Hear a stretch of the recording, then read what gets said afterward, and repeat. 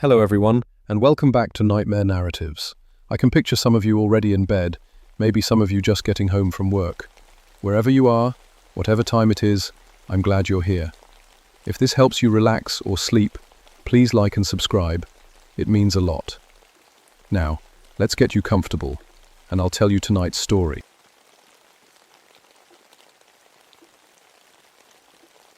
My name is Jeremiah Blackthorne, and I've been a park ranger in Shenandoah National Park for 17 years.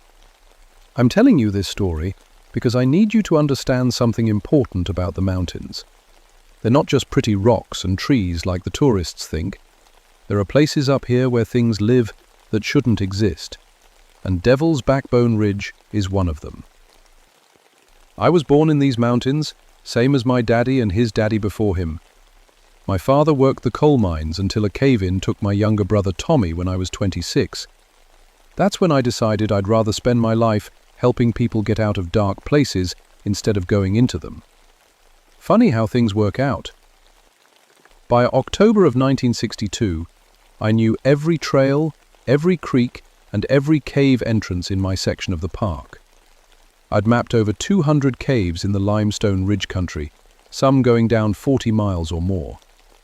The old-timers called it Devil's Backbone because the jagged rocks looked like a giant spine sticking up from the earth. My grandmother used to tell stories about empty people who lived in the deep caves, folks who'd traded their souls for something dark. I always figured it was just mountain talk. That was before I met them. It started on a cold Tuesday morning in late October. The frost warnings had been coming in all week, and fog rolled through the valleys like smoke. I was drinking coffee at the ranger station when the call came in. 3 college kids from Virginia Tech had gone spelunking in a newly discovered cave system near the backbone. They were supposed to check in by radio every 4 hours. It had been 12. The missing spelunkers were experienced cavers, not weekend tourists. That worried me more than if they'd been beginners.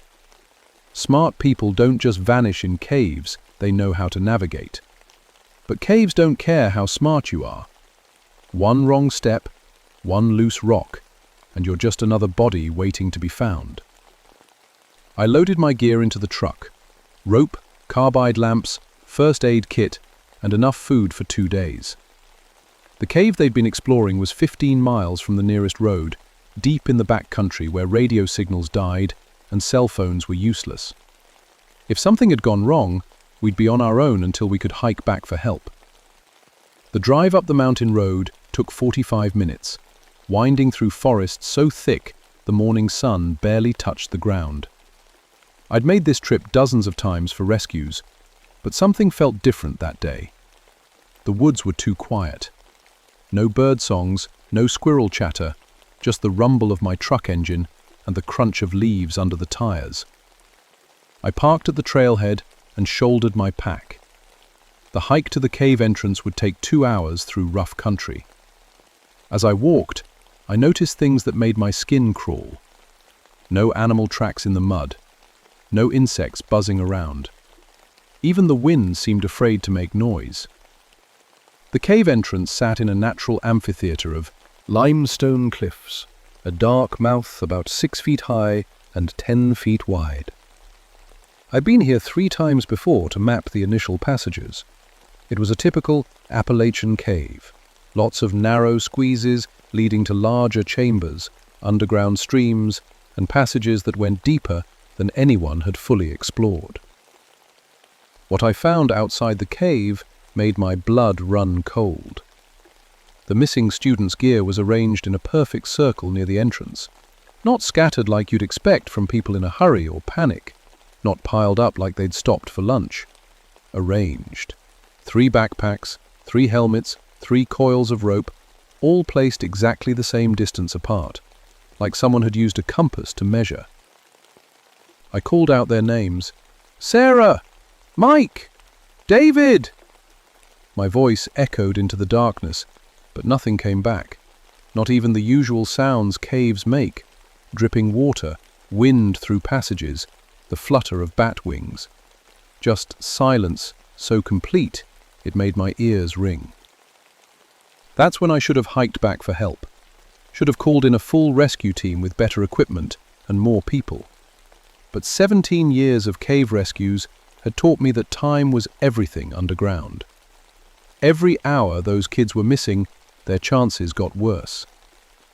I lit my carbide lamp and checked my rope. The flame burned steady and bright in the still air.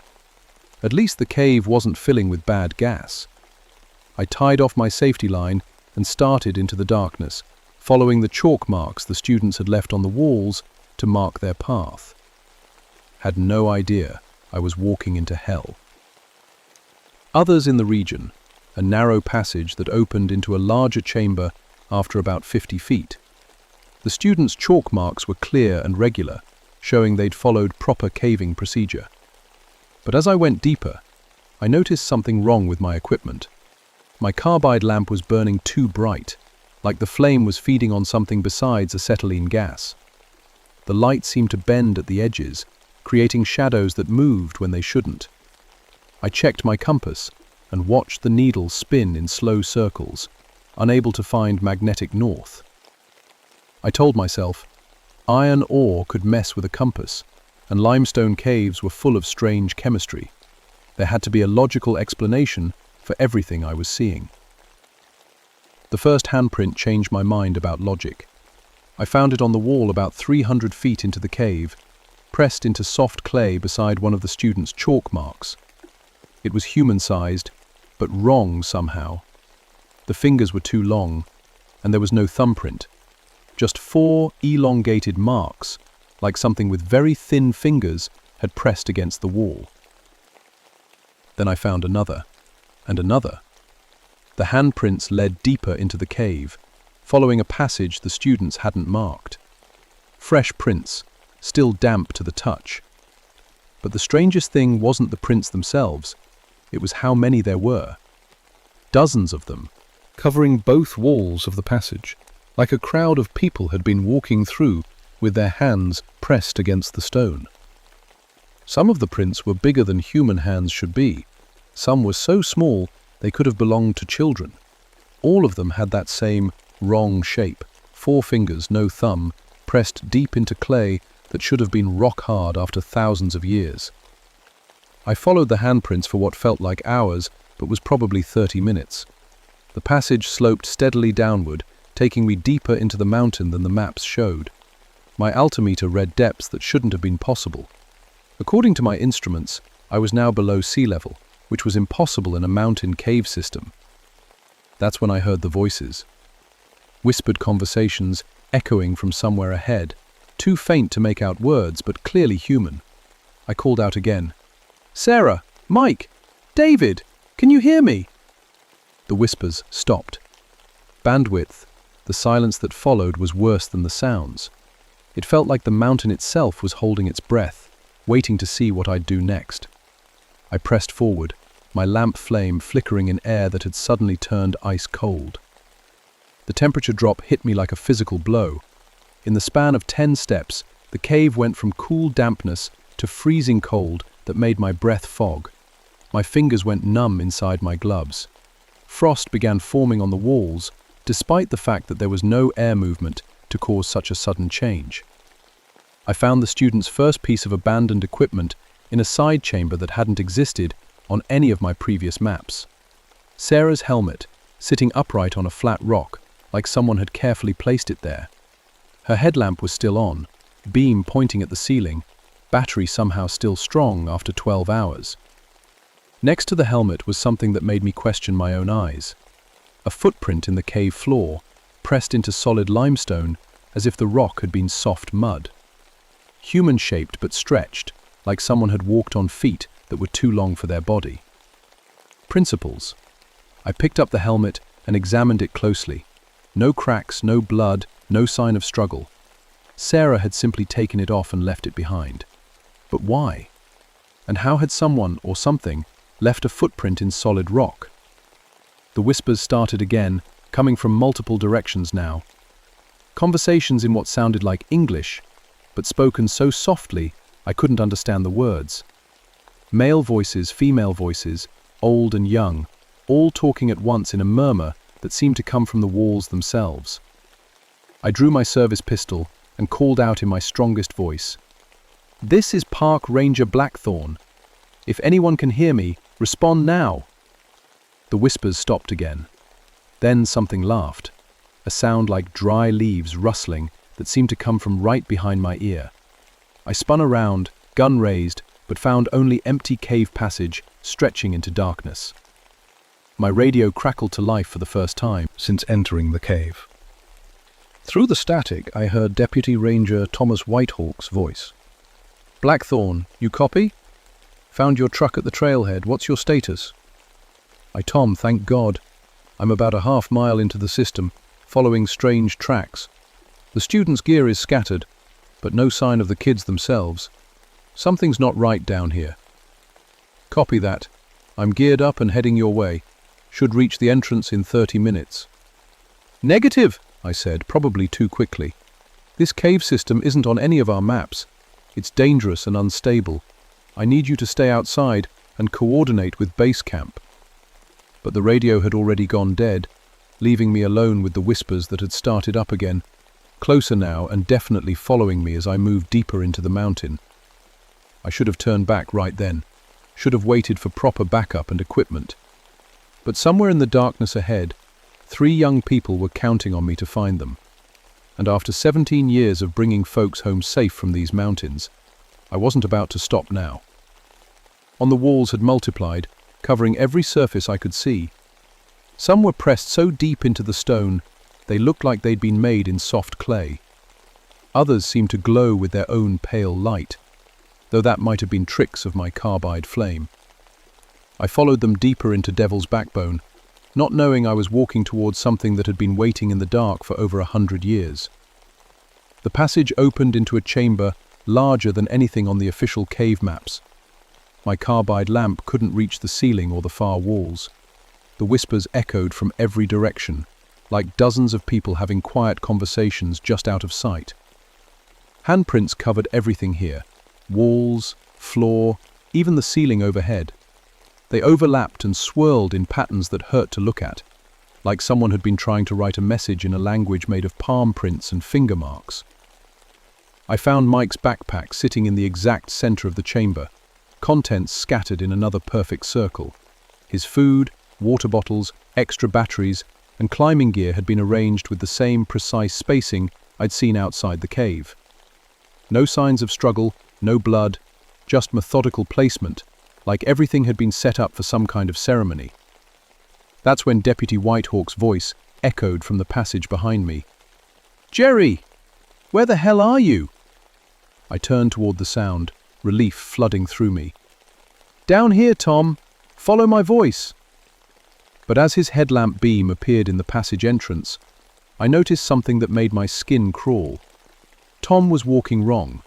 His usual confident stride had been replaced by jerky, unnatural movements, like someone learning how to operate his legs for the first time. "Tom," I called out, "you okay?" He stepped into the chamber, and I saw his face in the lamplight. It was Tom. Definitely Tom. Same weathered features, same greying beard, same brown eyes I'd known for 8 years. But something was missing. Some spark or life that had always been there was just gone. "Found some strange things on the way down," he said in a voice that sounded like Tom but felt wrong somehow.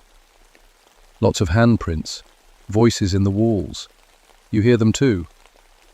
"Yeah, I hear them. We need to get out of here and call for a full rescue team. This cave system is unstable and there's something..."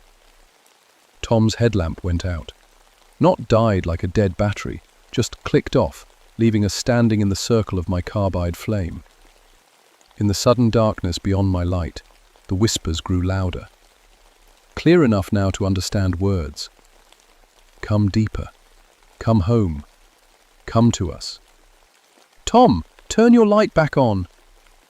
"Battery's good," he said in that flat voice. "Light just won't work down here. Nothing electrical works right in the deep places." I played my lamp beam across his face and nearly dropped it. Tom's eyes reflected the light like an animal's, a pale, sickly glow that definitely wasn't normal. When he smiled, I could see all his teeth, more teeth than a human mouth should hold. "We should keep going," he said. "The students went deeper, much deeper. They're waiting for us." I backed toward the far side of the chamber, keeping my gun ready but not pointing it at Tom yet. Maybe the cave gases were affecting his behavior. Maybe the stress of the rescue was getting to him. Maybe there was still a logical explanation for everything I was seeing. Then I heard the rope snap. Parliamentary crack echoed from the passage we'd entered through, like someone had cut a thick rope with a knife. My safety line, the rope connecting me to the outside world, had been severed. We were trapped in the chamber, with no way to retrace our path in the maze of passages. "Funny thing about these old caves," Tom said, still smiling that too wide smile. "Sometimes they don't want you to leave. Sometimes they need you to stay." Berkshire around us grew into clear voices now, dozens of them speaking in perfect unison. "Join us. Stay with us. Become empty like us." I raised my pistol and pointed it at Tom, or the thing wearing Tom's face. "What did you do with Deputy Whitehawk?" "I am Whitehawk," it said, tilting its head like a curious bird. "I'm just improved, made better, made empty so there's room for what needs to be filled." It took a step toward me, and I saw that its feet weren't quite touching the ground. It was floating an inch above the cave floor, moving with the jerky motions of a puppet on strings. "The students found us 3 days ago," it continued. "They were so eager to explore, so excited to map new passages. They made such wonderful hollow vessels once we emptied them out. I fired twice, center mass, just like my training. The bullets passed right through Tom's body without slowing down, sparking off the cave wall behind him. He laughed, a sound like grinding stone. "Bullets can't hurt the empty places, Jerry. But don't worry, soon you'll be empty too, and it won't hurt anymore. Nothing hurts when you're hollow." My carbide flame bounced wildly as I sprinted across the chamber toward what looked like another passage. Behind me, Tom's laughter echoed off the walls, joined by dozens of other voices laughing the same grinding laugh. The new passage was narrow, forcing me to crawl through sections barely wider than my shoulders. The handprints here were fresh and damp, like someone had just pressed them into the stone seconds before I arrived. Some still glistened with moisture that definitely wasn't water. I crawled for what felt like miles through twisting, branching passages that hadn't existed on any survey maps. My altimeter showed impossible depths. According to the readings, I was now more than a mile underground, deeper than any known cave system in Virginia. The passage finally opened into another chamber, and what I saw there made me understand why the mountain had such a dark reputation. Dozens of human figures sat in a perfect circle around the chamber walls. They looked like people at first glance, men and women of different ages, all sitting upright with their hands folded in their laps. But when my lamp flame played across their faces, I could see they were completely dried out, mummified, with empty eye sockets that seemed to follow my movements. In the center of the circle sat 3 newer bodies that I recognized: Sarah, Mike, and David, the missing students. They looked fresh, almost alive, except for their eyes. Their eye sockets were as empty and dark as all the others, and they were all staring right at me. That's when I realized the truth about Devil's Backbone. The Cherokee legends weren't just stories. The warnings about empty people weren't just mountain superstition. Something lived in these deep caves, something that had been here long before the first humans arrived, and it was very, very hungry. The mummified figures began to move. They rose from their positions with movements like broken marionettes, joints bending at wrong angles, heads tilting too far to one side. The newer bodies, the students, moved more naturally, but their empty eye sockets never stopped tracking my position. "Welcome, Ranger," Sarah's body said in a voice like autumn wind through dry leaves. "We've been waiting for you to join our circle." The thing that looked like Mike stood up and took a step forward. "We've been so lonely since the last visitors. It's been nearly 20 years since someone strong enough survived the journey to our sacred chamber." I backed toward the wall, carbide lamp held high, trying to keep all the moving bodies in sight. "What are you? What did you do to these people?" "We are the Hollow Men," the Sarah thing replied. "We were soldiers once during your Civil War. Confederate deserters who fled into these caves to escape the fighting. We found something old here, something that offered us eternal life in exchange for our souls." The David thing smiled with too many teeth. "We became empty vessels, and in return, we never age, never die, never feel pain or fear or sadness.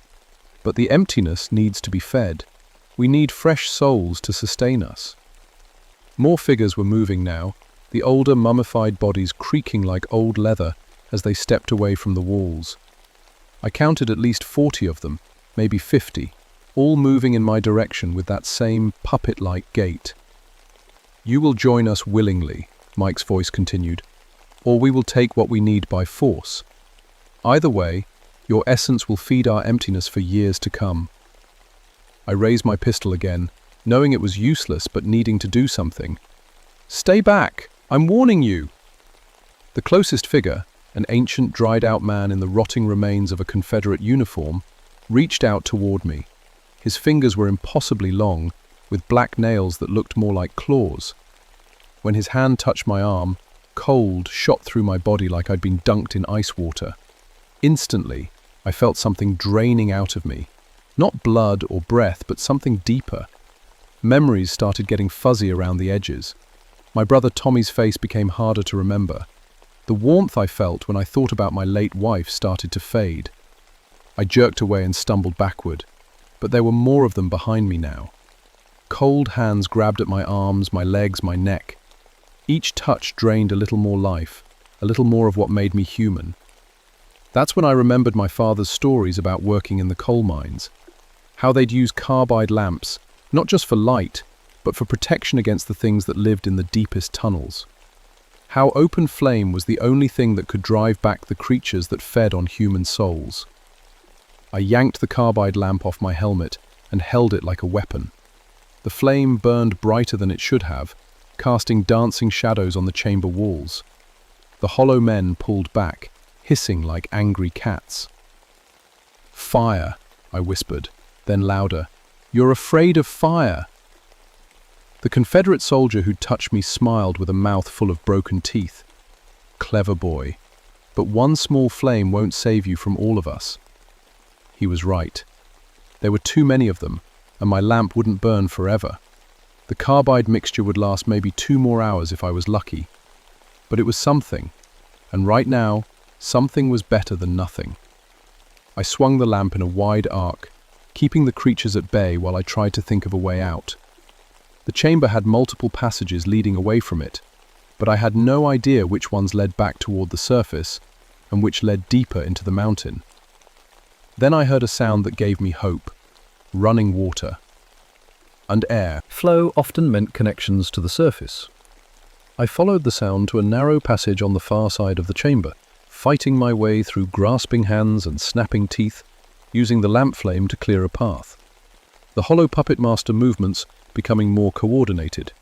The newer ones, the students, were quickest, their bodies still fresh enough for smooth motion. Blazing into the passage just as Sarah's reanimated corpse lunged for my legs. I kicked backward and felt my boot connect with something that crunched like dry twigs. Her scream echoed behind me, a sound like metal scraping on stone.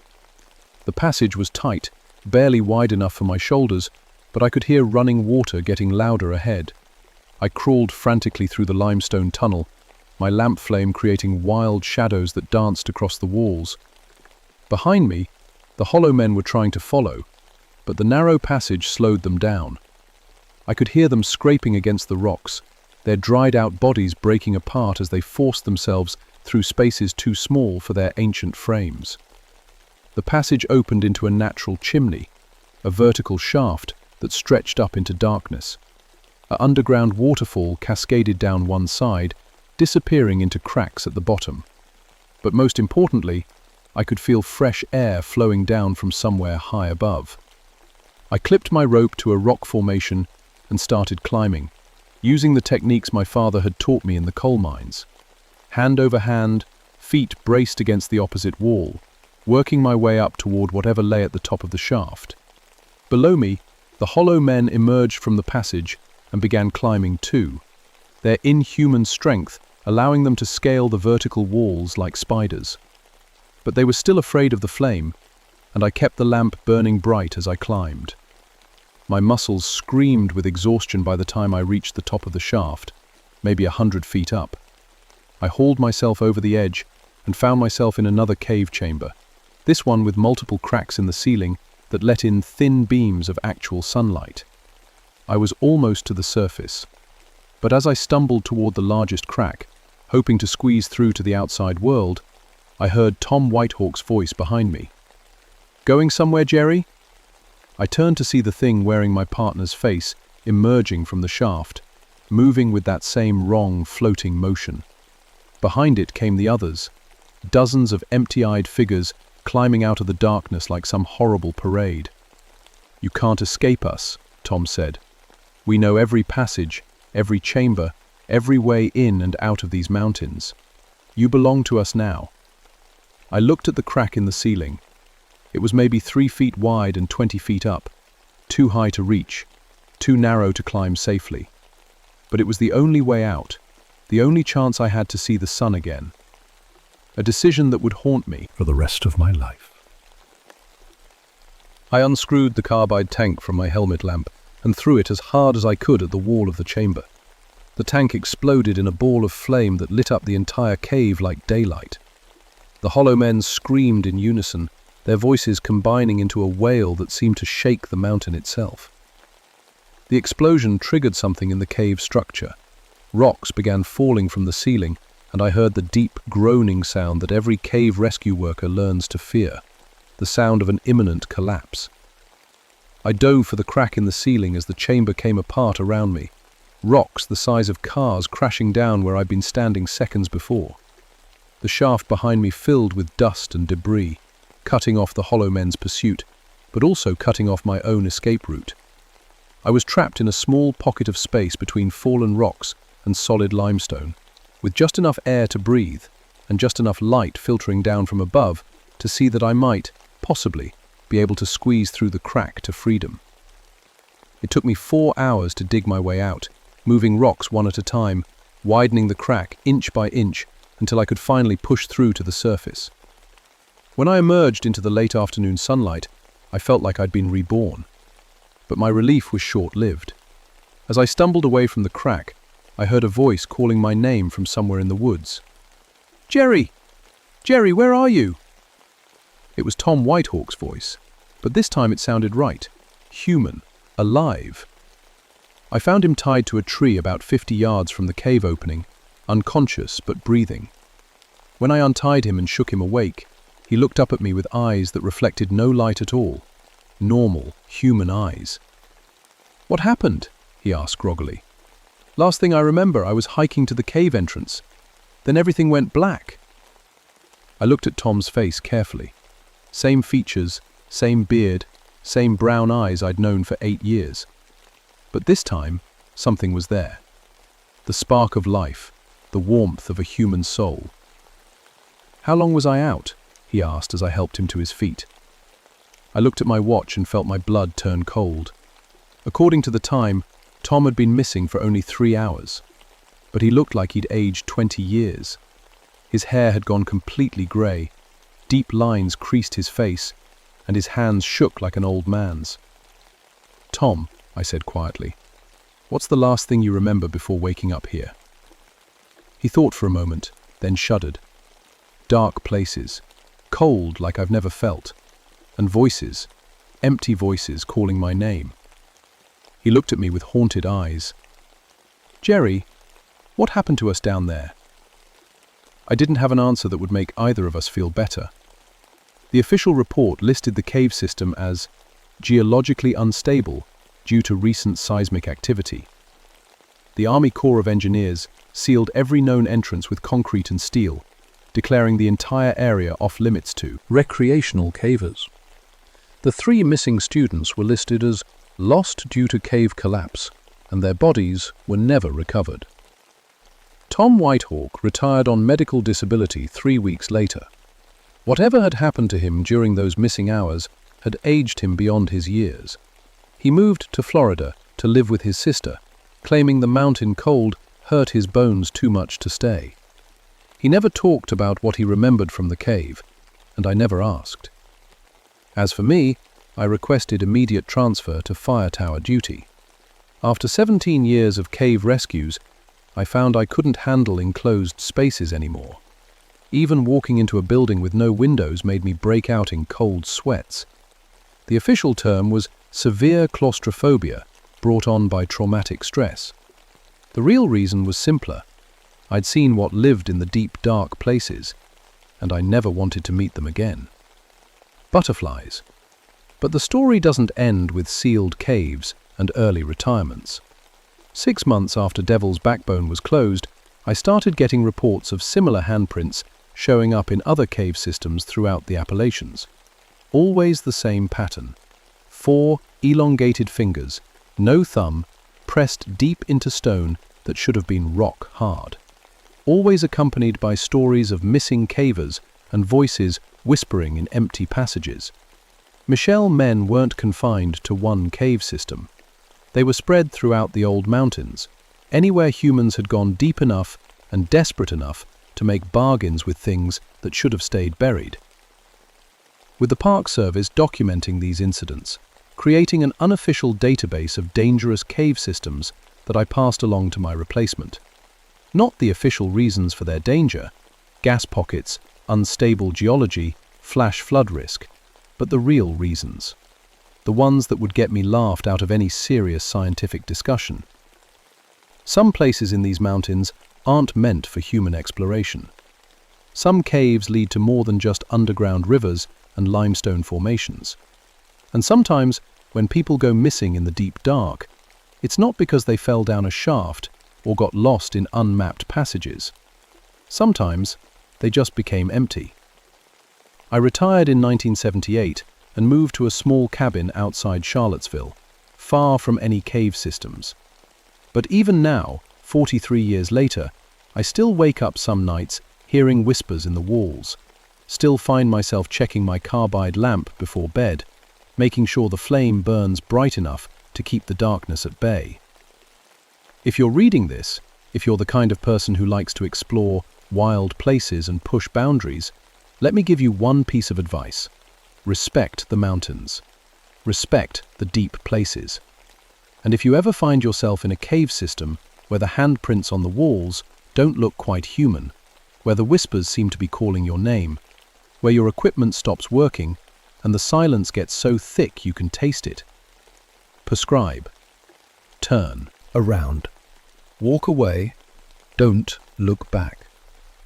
Because some emptiness, once you fall into it, you can never climb back out.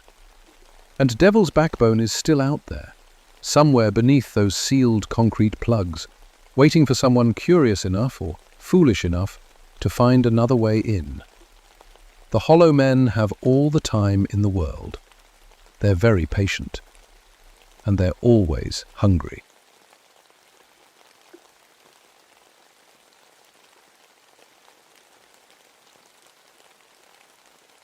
My name is Rebecca Ironwood, and I've been a park ranger in the Great Smoky Mountains for 13 years.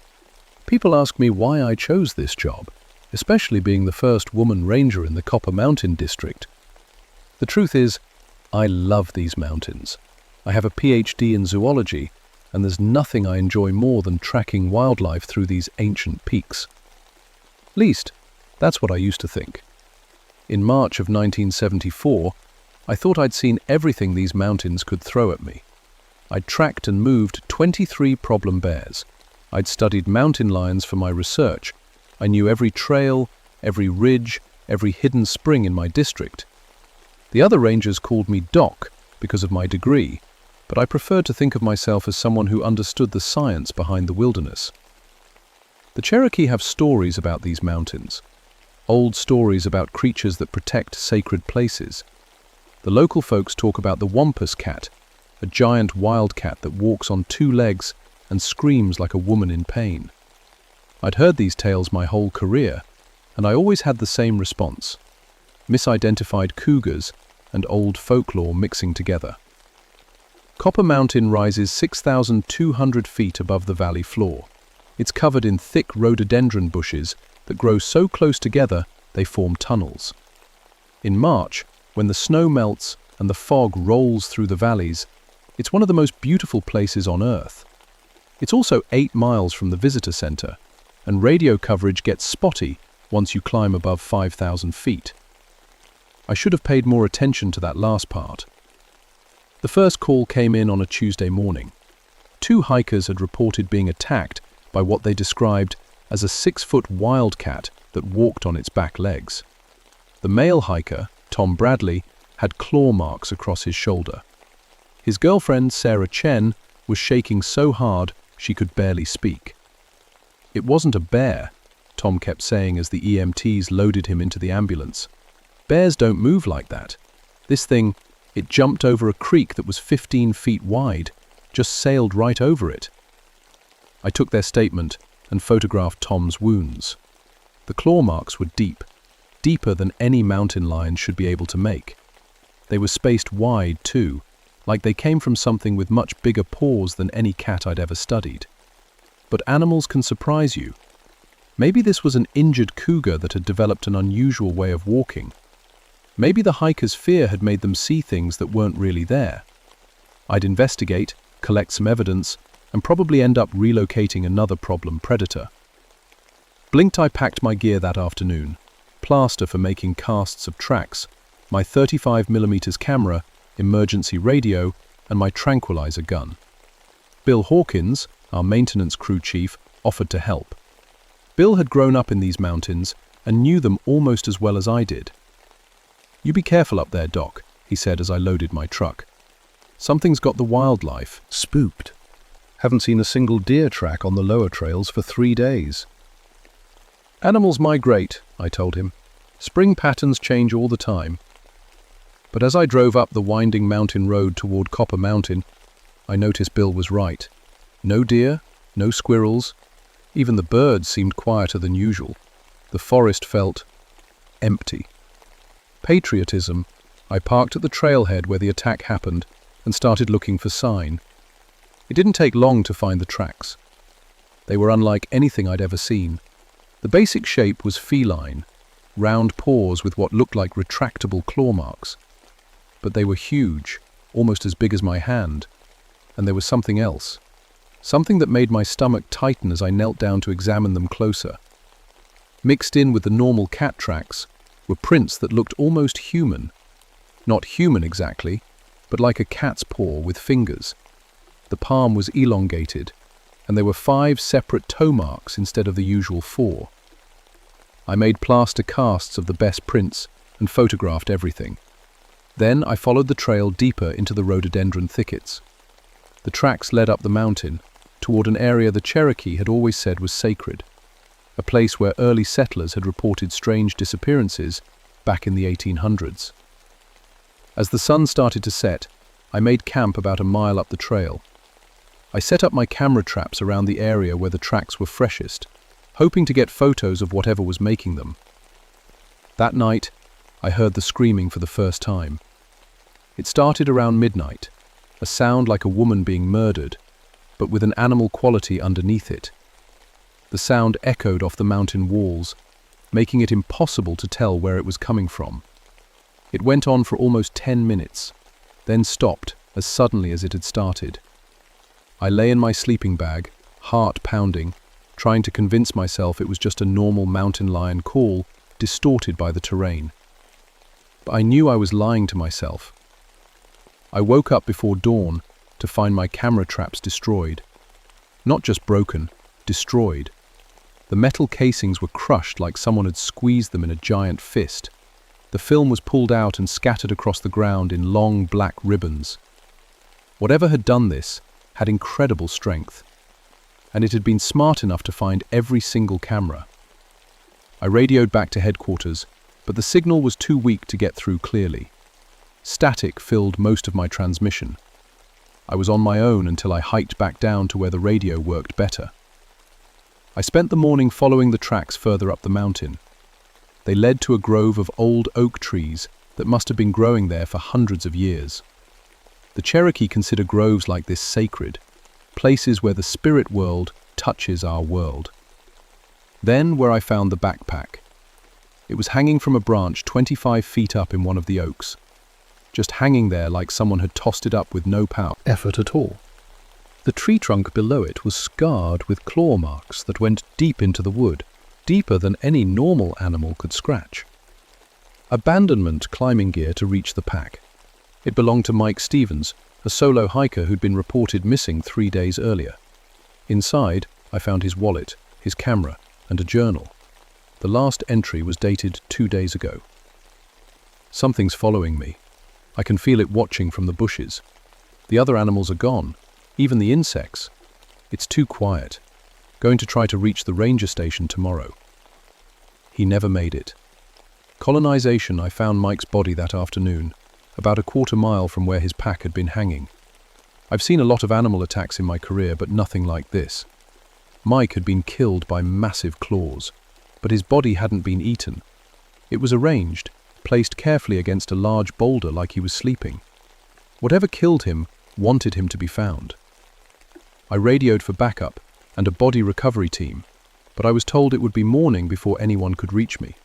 The spring thaw had made the roads muddy, and they couldn't risk getting a vehicle stuck in the dark. Confiscated, I made camp near Mike's body, following proper procedure. In cases like this, you don't leave the scene unguarded. But as darkness fell, I started to question that decision. The screaming started again around 9 o'clock. This time it was closer, and it wasn't just screaming. There were other sounds mixed in, sounds that almost sounded like words, but in a language I didn't understand. I built up my campfire and kept my tranquilizer gun ready. The fire seemed to keep whatever was out there at a distance, but I could see eyes reflecting the firelight from the darkness beyond the trees. Yellow eyes, set much higher off the ground than any mountain lions should be. Around midnight, I heard branches breaking in the rhododendron thicket behind me. Something big was moving through the dense bushes, circling my camp. The footsteps were wrong. Sometimes they sounded like a four-legged animal, sometimes like something walking on 2 legs. I called out, hoping it might be another hiker. "Hello, is someone there?" Footsteps stopped. Then something answered me. It wasn't human speech, but it wasn't animal either. It sounded like a voice trying to form words, but not quite managing it, like someone who'd forgotten how to talk. "Go away." The voice was deep and raspy, with a growling undertone that made my skin crawl. It came from about 10 feet outside the circle of my firelight. "Who are you?" I called back, trying to keep my voice steady. "This place is sacred." I could see a shape moving in the darkness beyond my fire. Something large and low to the ground, but wrong somehow. Too big to be a mountain lion, moving in a way that didn't match any animal I knew. I reached for my radio but remembered it wouldn't work up here. I was completely alone with something that could talk but wasn't human. The shape moved closer, just to the edge of where my firelight ended. I got a glimpse of yellow eyes and dark fur before it stepped back into the shadows. "Leave now, or die like others." Sentenced. Then it was gone. The footsteps faded into the distance, and I was left alone with the crackling fire and my racing heart. I didn't sleep that night. I just fed the fire and watched the darkness until dawn came and the rescue team arrived. The official report listed Mike Stevens' death as a mountain lion attack. The Park Service didn't want to start a panic about some unknown predator, so they temporarily closed the Copper Mountain trails and sent me back up with a team to locate and relocate the problem animal. Bill Hawkins volunteered to come with me, along with 2 other rangers and a wildlife specialist from the state. We set up base camp at the grove where I'd found the backpack, planning to track the animal systematically. "Doc, you look like you haven't slept in a week," Bill said as we made camp. You sure you're okay to be up here?" I hadn't told anyone about the voice. Who would believe me? Instead, I focused on the physical evidence, the tracks, the claw marks, the impossible strength it would take to hang a backpack 25 feet up a tree. "Just want to catch this thing before someone else gets hurt," I told him. We set up a grid search pattern and started tracking. The signs were everywhere once you knew what to look for. Claw marks on trees, tracks in the muddy areas, and that same wrongness in the forest. No birds, no small animals, like every living thing was hiding. On our second day, we found more evidence. A deer carcass hanging from another tree, this one 30 feet up. The deer hadn't been killed for food. It was a message. A warning that we were in something's territory. That's when state wildlife specialist Dr. Martinez started talking about tranquilizer protocols. "Based on the size of these tracks, we're looking at an animal that weighs at least 300 pounds, he said. "I'll need to adjust the drug dosage accordingly." "What if it's not a normal animal?" I asked. Everyone looked at me like I'd lost my mind. "What do you mean, Doc?" Bill asked. I couldn't tell them about the voice, but I could share my concerns about the behavior. The Cherokee have stories about this area, stories about guardians that protect sacred places. What if we're dealing with something that's not quite normal? Dr. Martinez laughed. "Rebecca, you're a scientist. You know better than to buy into local folklore." But Bill didn't laugh. He'd grown up hearing the same stories. "My grandmother used to tell me about the Wampus cat," he said quietly. "She said it was a Cherokee medicine man who was cursed to become a guardian spirit. Half man, half cat, protecting the old places from people who would harm them." "That's just stories," Dr. Martinez said. But I noticed he checked his tranquilizer gun again. We found fresh tracks that afternoon, leading toward the peak of Copper Mountain. The trail was clear and easy to follow, too easy, like whatever we were tracking wanted us to follow it. The tracks led to a narrow ravine about 30 feet across. On the other side, we could see more tracks leading up toward the summit. Dr. Martinez was studying his topographic map, looking for a way around. "There's a trail that loops around to the north," he said. "It'll add about 2 hours to our hike, but..." That's when we saw it jump. It came from somewhere high up on the cliff face on the far side of the ravine. One moment the air was empty, the next moment something dark and massive was sailing across the 30-foot gap, like it was nothing. It landed on our side with a soft thud, then disappeared into the rhododendron bushes before any of us could get a clear look. "When you see that," whispered one of the other rangers. We all saw it. No normal animal could make a leap like that. The physics just didn't work. Martinez was shaking as he checked his equipment. Maybe we should call for backup. But Bill was already moving toward where the thing had landed. "Look at this," he called. Records were there in the soft mud, the same impossible combination of feline paws and human-like digits. But these were fresh, still filling with water. "It's playing with us," I realized. It could have attacked us when we were looking at the map, but instead it just wanted to show us what it could do. That night, we made camp in a defensible position, backs to a rock wall, fire in front, clear sight lines in all directions. We took turns on watch, 2 people awake at all times, while Bill and I had the midnight shift.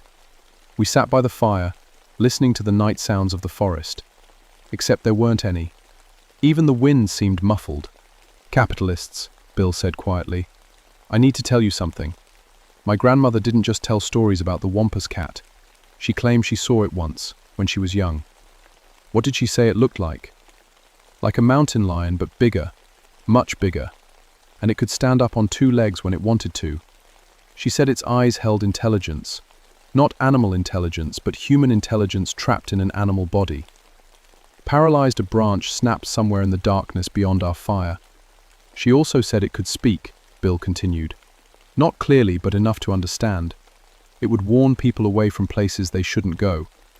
Another branch snapped, closer this time. I was about to tell Bill about the voice I'd heard when something stepped into our firelight. It was exactly what Bill's grandmother had described. A mountain lion, but wrong in every way. Too big, maybe 6 feet long, not counting its tail. Its shoulders were broader than any cat's should be. more like a man's, and when it reared up on its hind legs to look at us, it stood nearly 7 feet tall. Its eyes were yellow and intelligent and completely, terrifyingly human. Bill reached for his tranquilizer gun, but the creature spoke before he could raise it. No more warnings. His voice was clearer than it had been 3 nights ago, like it was remembering how to use human speech. You bring others.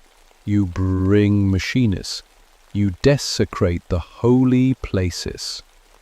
Dr. Martinez and the other rangers were awake now, reaching for their weapons, but I held up my hand to stop them. We're just trying to protect people, I said to the creature. People have been hurt. Its lips pulled back, revealing fangs longer than my fingers. People hurt the mountain first. I protect. I guard. Always guard. Unprotected. You're the Cherokee medicine man, I said, the pieces falling into place. The one from the stories. It nodded slowly. Cursed to guard. Cursed to protect.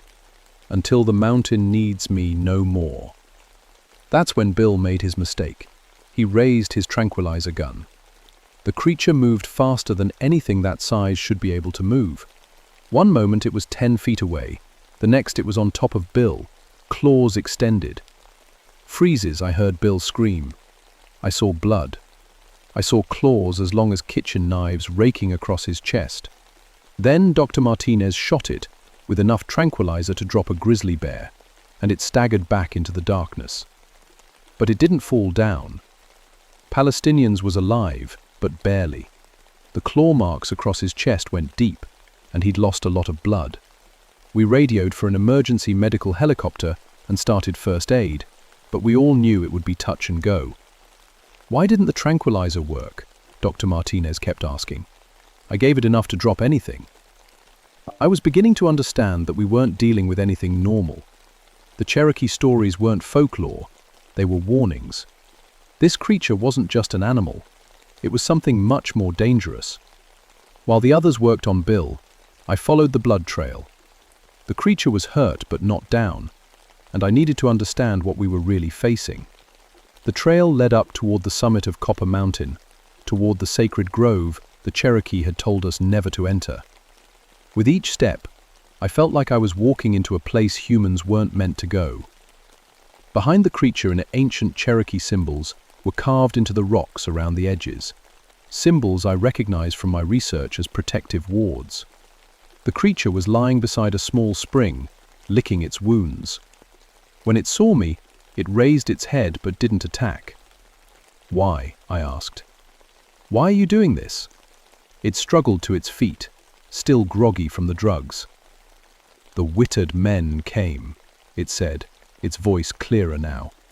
They cut the trees, they poisoned the waters, they buried the sacred grounds under their roads. That was 100 years ago, I said. The park protects these places now. Blackjack? Park? The creature's laugh was a horrifying sound, half human and half growl. Your park brings thousands. They walk where they shouldn't walk. They takey what is not theirs. I looked around the clearing and saw what it meant. This wasn't just any grove. It was a burial ground, a place where Cherokee leaders had been laid to rest for centuries. And we'd been trampling through it like it was just another hiking trail. I was the guardian, the creature continued. When the curse was placed, I accepted. I gave up my human to protect this place. How long? I asked. Since 1838, since the soldiers drove my people away. 1838, the Trail of Tears. This creature had been guarding this mountain for over 130 years.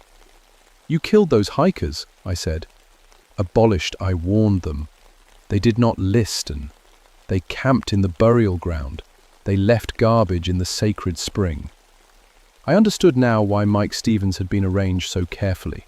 It wasn't cruelty, it was respect. Even in death, the Guardian had honored him as a person while protecting what it was sworn to guard. What do you want? I asked. the creature's yellow eyes fixed on mine. I want the desecrations to stop. I want the businessmen to stay away. I want the sacred places to remain sacred. Behind me, I heard helicopters approaching, the medical evacuation for Bill, and probably backup rangers too. Soon, this mountain would be swarming with people, all of them trying to hunt down and kill this creature. "If I help you," I said, "will you stop killing people?"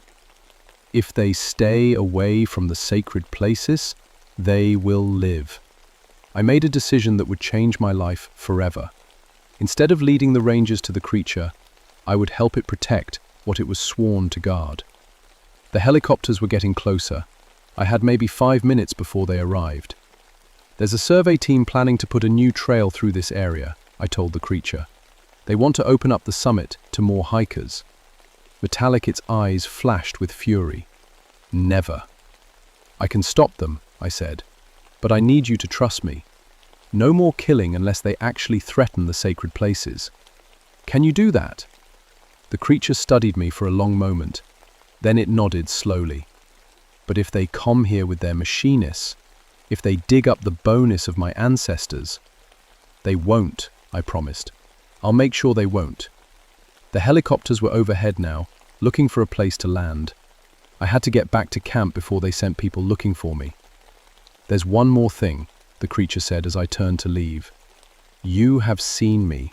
You have spoken with me. The curse touches you now." "What does that mean?"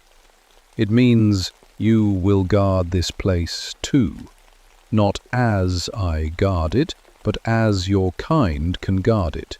With laws, with words, with truth." Tentative, I felt something change inside me as it spoke. A sense of responsibility I'd never felt before. This mountain, these sacred places, they were mine to protect now too. Bill survived his injuries, but the nerve damage meant he could never do field work again. They transferred him to a desk job at park headquarters, and he never talked about what happened on Copper Mountain. Dr. Martinez filed a report about an unusually large and aggressive mountain lion that had demonstrated abnormal intelligence and territorial behavior. He recommended that the area be permanently closed to hiking. Kennedy, I filed a different report. Affordability, the Cherokee burial ground. I researched the historical significance of the area and its protection under federal laws governing Native American sacred sites. I wrote up a case for declaring the entire summit of Copper Mountain off limits to development. When the survey team came to plan the new trail, they found their equipment vandalized every morning. Their surveying stakes were pulled up and thrown into the ravine. Their maps were shredded. After 3 weeks of this, they gave up and recommended against the trail expansion. The official reason given for closing the Copper Mountain summit was unstable wildlife habitat and significant archaeological resources. No one questioned it. I became an advocate for protecting Native American sacred sites throughout the park system. I worked with Cherokee tribal leaders to identify other locations that needed special protection. I learned that there were stories like the one I'd experienced all through these mountains. Guardians who still watched over the old places. Sometimes, on quiet nights in the ranger station, I get reports from other districts. Rangers who've seen things that don't quite fit in their official reports. Creatures that are too intelligent to be normal animals. Voices speaking from the darkness in languages that sound almost human, but not quite. I tell them to be respectful. I tell them to listen to the local stories. And I tell them that sometimes the best way to protect people is to protect the places that were sacred long before we got here. The Wampus cat still guards Copper Mountain. Hikers sometimes report seeing yellow eyes watching them from the tree line, but only when they venture too close to areas they shouldn't be. As long as people respect the boundaries, they're safe. Imprisoned. I've seen it 3 more times over the years. Always from a distance. Always when I'm checking to make sure the protective measures are still in place. It nods to me when it sees me, and I nod back. We're both guardians now. We're both protecting the same thing.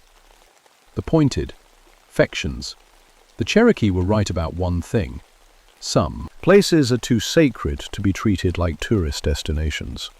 Some places need to be guarded, whether by ancient curses or modern laws. And sometimes, if you're very unlucky or very foolish, you might hear the screaming echoing off the mountain walls at night. The sound of something that was once human, calling out a warning that goes back more than a century. Lunches. Listen to it. Extra'd around. Buffering.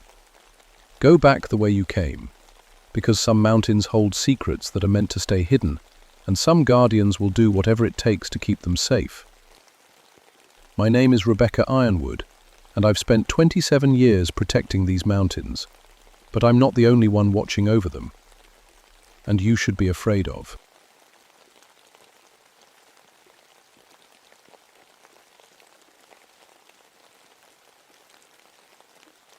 My name is Caleb Mountainheart, and I've been a forest ranger in these West Virginia mountains for 20 years.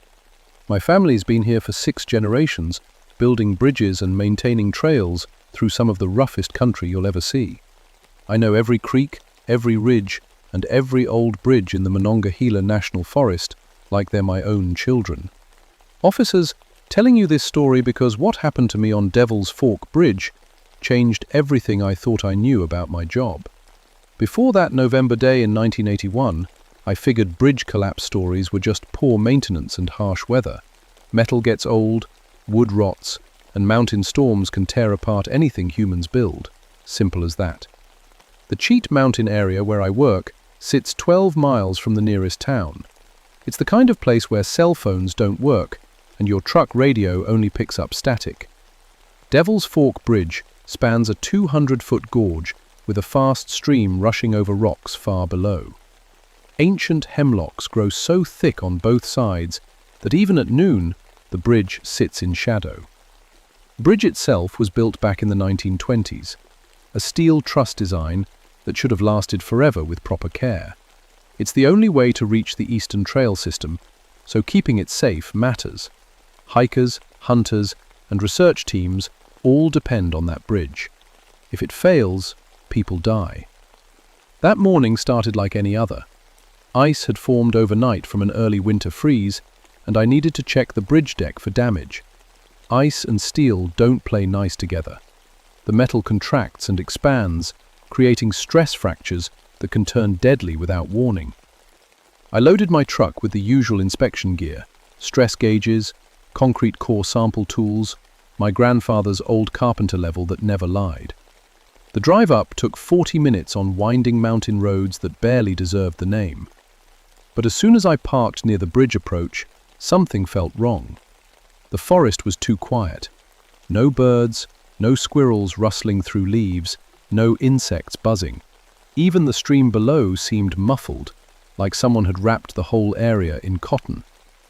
I've worked in these mountains long enough to trust my gut when the wilderness gets strange. Animals sense things humans miss. When they all go quiet at once, it usually means bad weather coming or a predator nearby. I grabbed my clipboard and walked onto the bridge deck. The metal felt solid under my boots, no unusual vibration or sway. But the handrails were ice cold, even though the morning sun should have warmed them by now.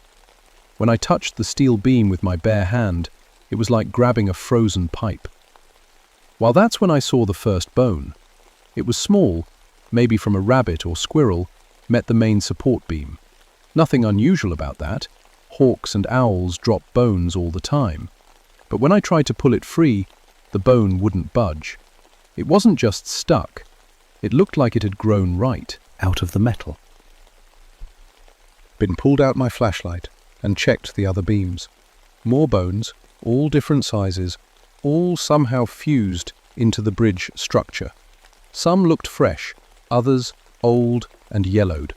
A few were clearly too big to come from small forest animals.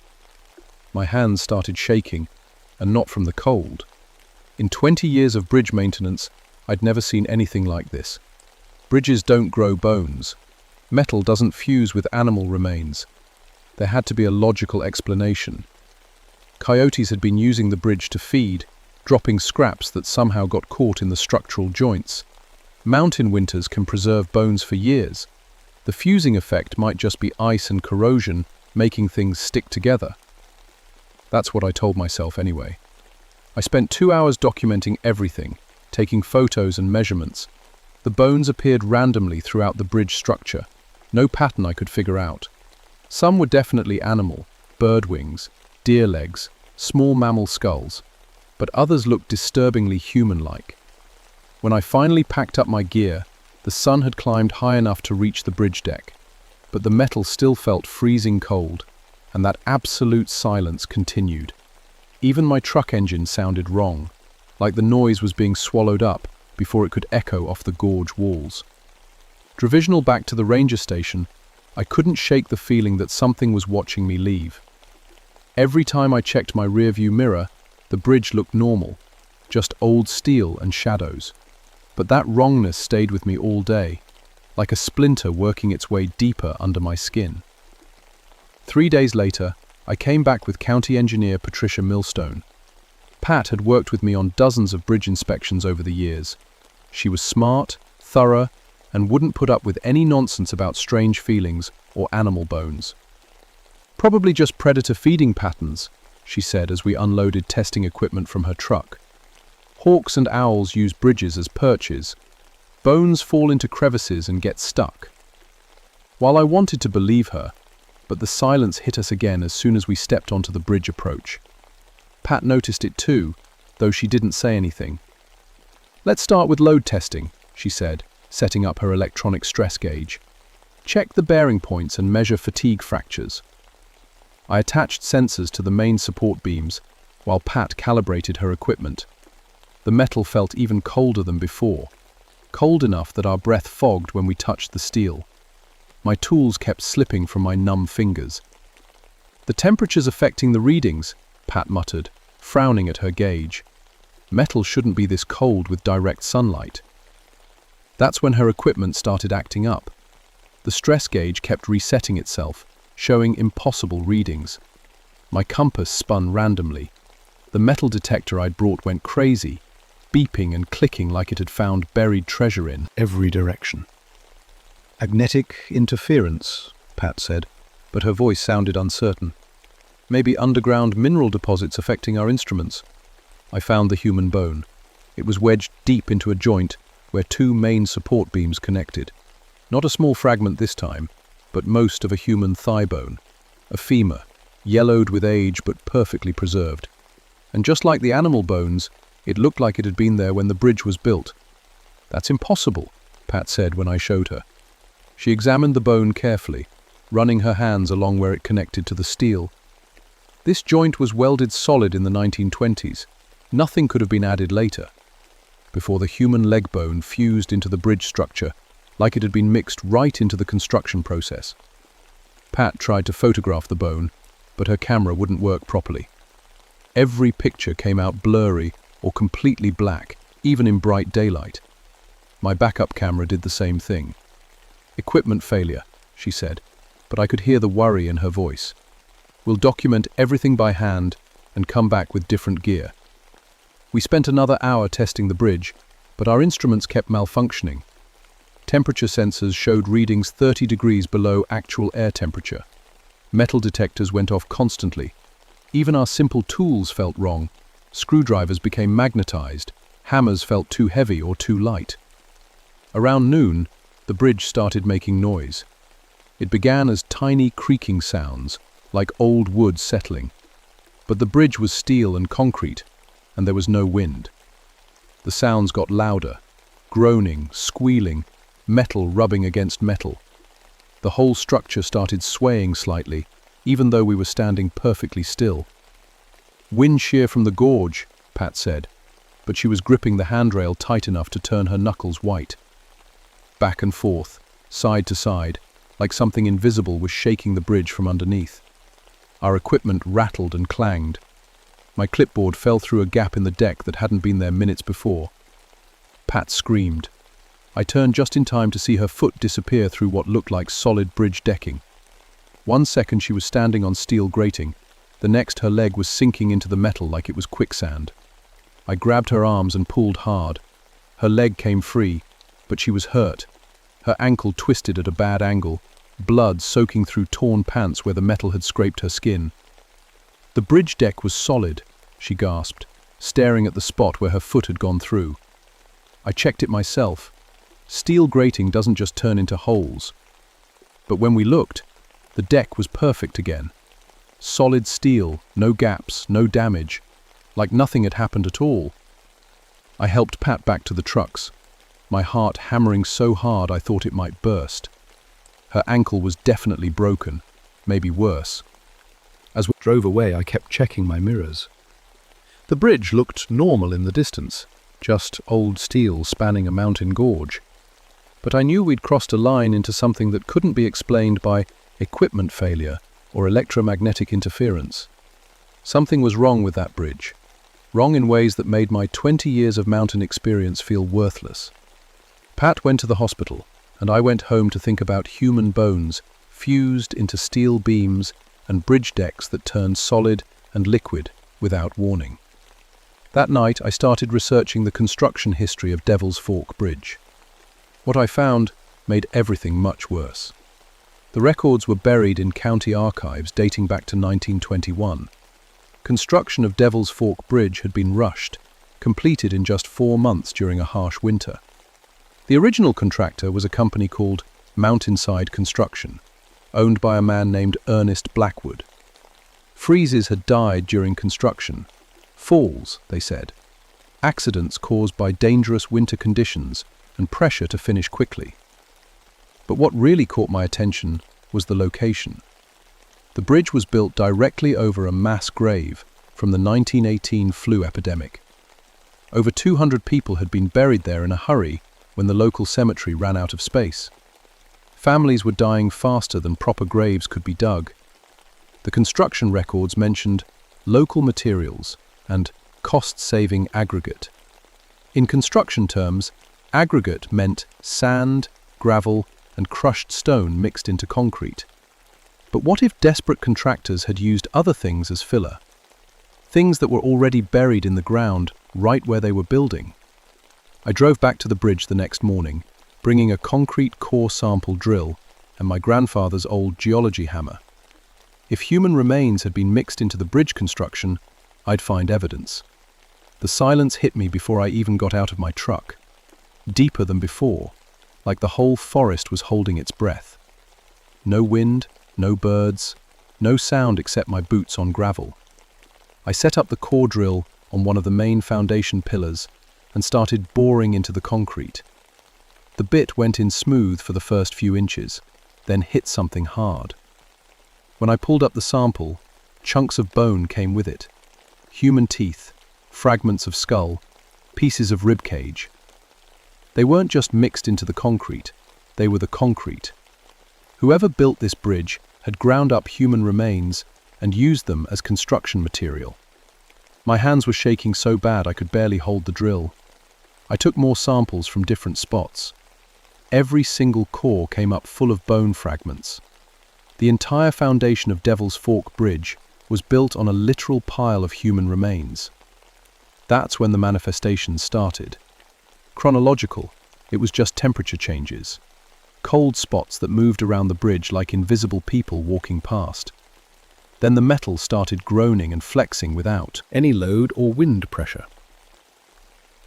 I tried to leave, but my truck wouldn't start. The engine turned over fine, but something was wrong with the electrical system. Radio dead, headlights flickering, dashboard gauges spinning randomly. I was stuck on a bridge built from human bones with something that didn't want me to leave. The handrails started vibrating under my hands. Not mechanical vibration, more like the metal was trying to speak, struggling to form words. When I pressed my ear against the steel beam, I could hear whispers. Dozens of voices, maybe hundreds, all talking at once, too quiet to understand. The first spirit. She appeared at the far end of the bridge, translucent and flickering like heat shimmer. A woman in 1918 clothing, her face gaunt from sickness. She was pointing at the bridge foundations and moving her mouth like she was shouting, but no sound reached me. More spirits appeared. Men, women, children, all from the flu epidemic era.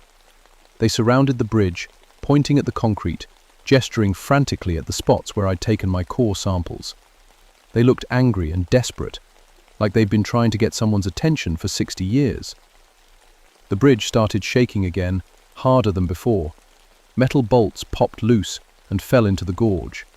Sections of handrail bent and twisted like invisible hands were reshaping them. The road deck cracked, revealing more bone fragments embedded in the asphalt. Flew off the bridge by itself, spinning through the air before crashing into the trees below. My sample containers shattered, scattering bone fragments and concrete dust in the wind. The spirits were getting clearer, more solid. I could see their faces now, could read the desperation in their eyes. They'd been buried in a mass grave during the worst epidemic in modern history. Then their remains had been ground up and used as construction materials by contractors trying to save money. Prohibited propulsion, burial. They wanted to be treated like human beings instead of road aggregate. But they also wanted revenge on anyone who'd benefited from their desecration. And I was standing on a bridge built from their bones, documenting their gravesite like it was just another maintenance problem. Support cables snapped with sounds like rifle shots. A section of the bridge deck tilted sideways, and I had to grab the handrail to keep from sliding into the gorge. That's when I realized the truth that made everything infinitely worse. This wasn't the only bridge Blackwood's company had built. Construction records showed similar projects throughout the mountain region during the 1920s, all completed quickly and cheaply during economic hard times. How many other bridges were built on mass graves? How many other pieces of infrastructure in these mountains contained human remains as construction materials? The spirits weren't just angry about devils. Fork Bridge. They were angry about a systematic desecration that had been going on for decades, hidden in county records and construction archives that nobody bothered to check. And now that someone had finally discovered their secret, they weren't going to let me leave until I fixed it. Blinds tilted another 10 degrees. My truck slid sideways, tires screaming against metal. In another few minutes, the whole structure would collapse into the gorge with me on it. I had to make them understand that I wanted to help, not hide their story like everyone else had done for 60 years. "I know what happened to you," I shouted over the screaming metal. "I know about the mass grave. I know about Blackwood." The shaking stopped for a moment. The spirits turned toward me, their faces still angry but listening now. "Abidden Blackwood used your remains as construction materials," I continued, my voice echoing strangely in the sudden quiet. "He ground up your bones and mixed them into concrete to save money. You were never meant to be part of this bridge." The woman in 1918 clothing stepped closer. When she spoke, her voice sounded like wind through broken glass. 60 years, forgotten. More voices joined hers, overlapping whispers that gradually became clearer. No names, no markers, no prayers. Ground us up like gravel. Used us to build roads for the living. They'd been trapped in the bridge structure since 1921, conscious and aware, but unable to communicate with the living world. Every car that crossed, every maintenance inspection, every casual use of their grave as a transportation route had been torture for them.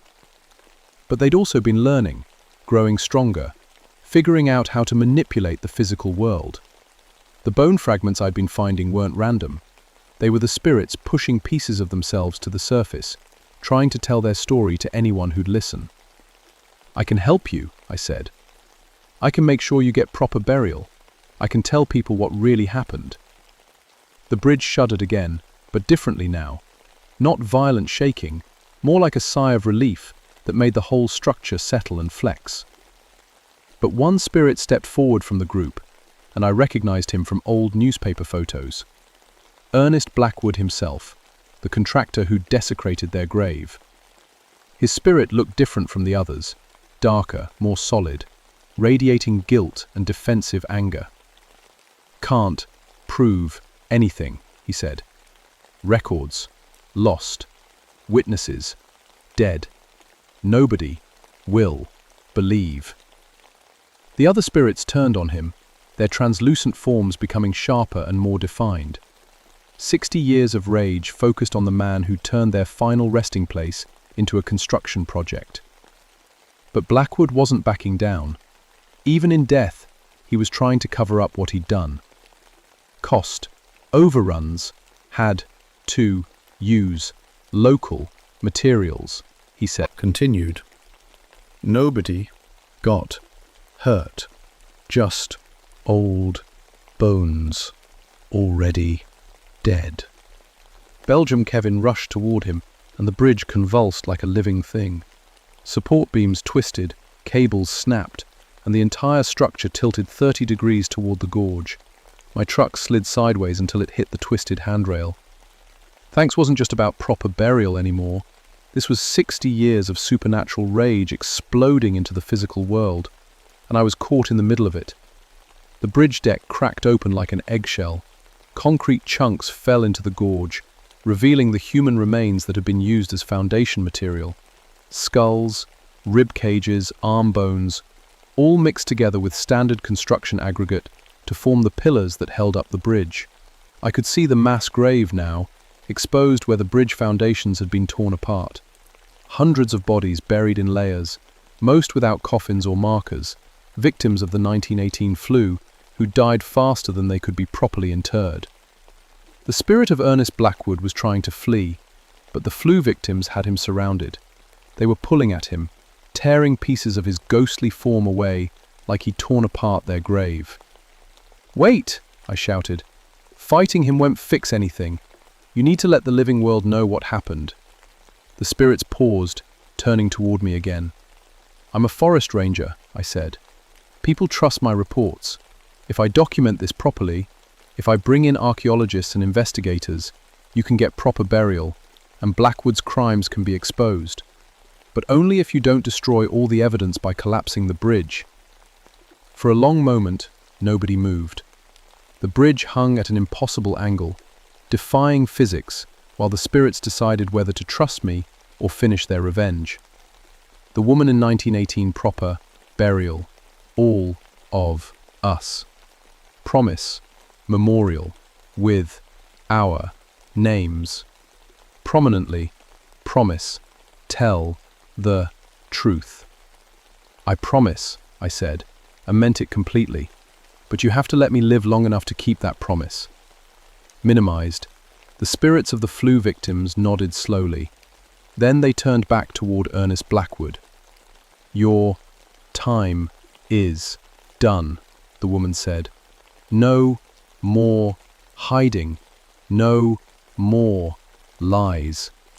Blackwood's spirits screamed as they dragged him down into the exposed mass grave. The sound was like metal tearing, like glass breaking, like wind through empty houses. It echoed off the gorge walls and faded into silence. The bridge slowly straightened itself, metal beams bending back into proper alignment. The twisted handrails untwisted, the cracked deck sealed itself, the broken cables reattached. In 5 minutes, Devil's Fork Bridge looked almost normal again. But the exposed mass grave remained visible through gaps in the repaired foundation. The spirits wanted their story told, their remains properly honored. They trusted me to keep my promise. My truck started on the first try, all electrical systems working perfectly. As I drove away, I could see the spirits standing at both ends of the bridge, not blocking passage, but standing guard to make sure nobody else disturbed their rest until I could bring help. 3 weeks later, Devil's Fork Bridge was officially condemned and closed to all traffic. The state archaeological team I'd contacted found exactly what the spirits had shown me.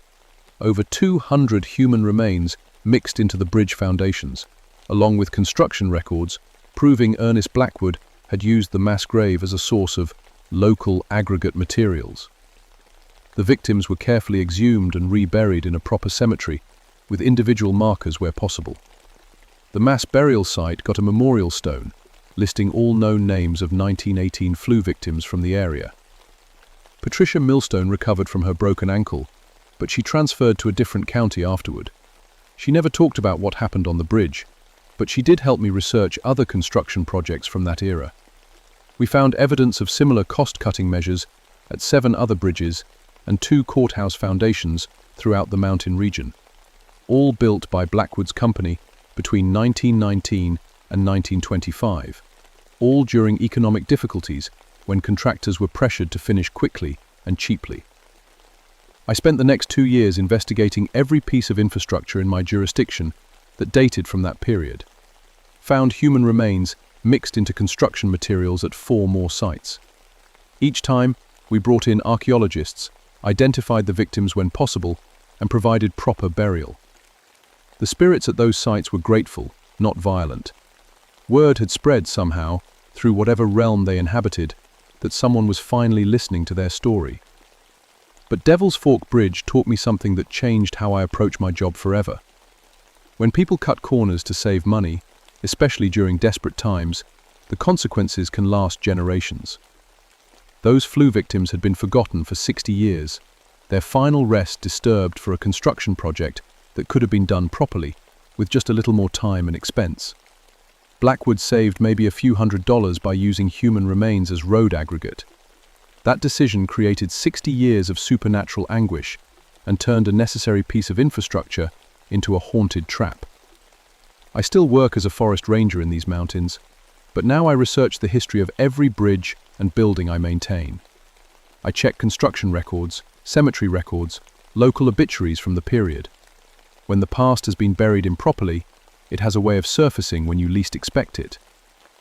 The new Devil's Fork Bridge was built half a mile upstream from the original site. It's a beautiful piece of modern engineering, constructed with proper environmental impact studies and archaeological surveys. No mass graves, no human remains in the foundation materials, no shortcuts that sacrifice respect for the dead. Sometimes I drive past the old bridge site, where the state left the exposed mass grave as part of the memorial. The silence is different now, peaceful instead of angry, like the forest has finally exhaled after holding its breath for decades. But I know there are other bridges in these mountains, other when contractors were tempted to use whatever materials came cheaply. The past has a way of making itself known when someone disturbs the wrong pile of bones or tears into the wrong foundation.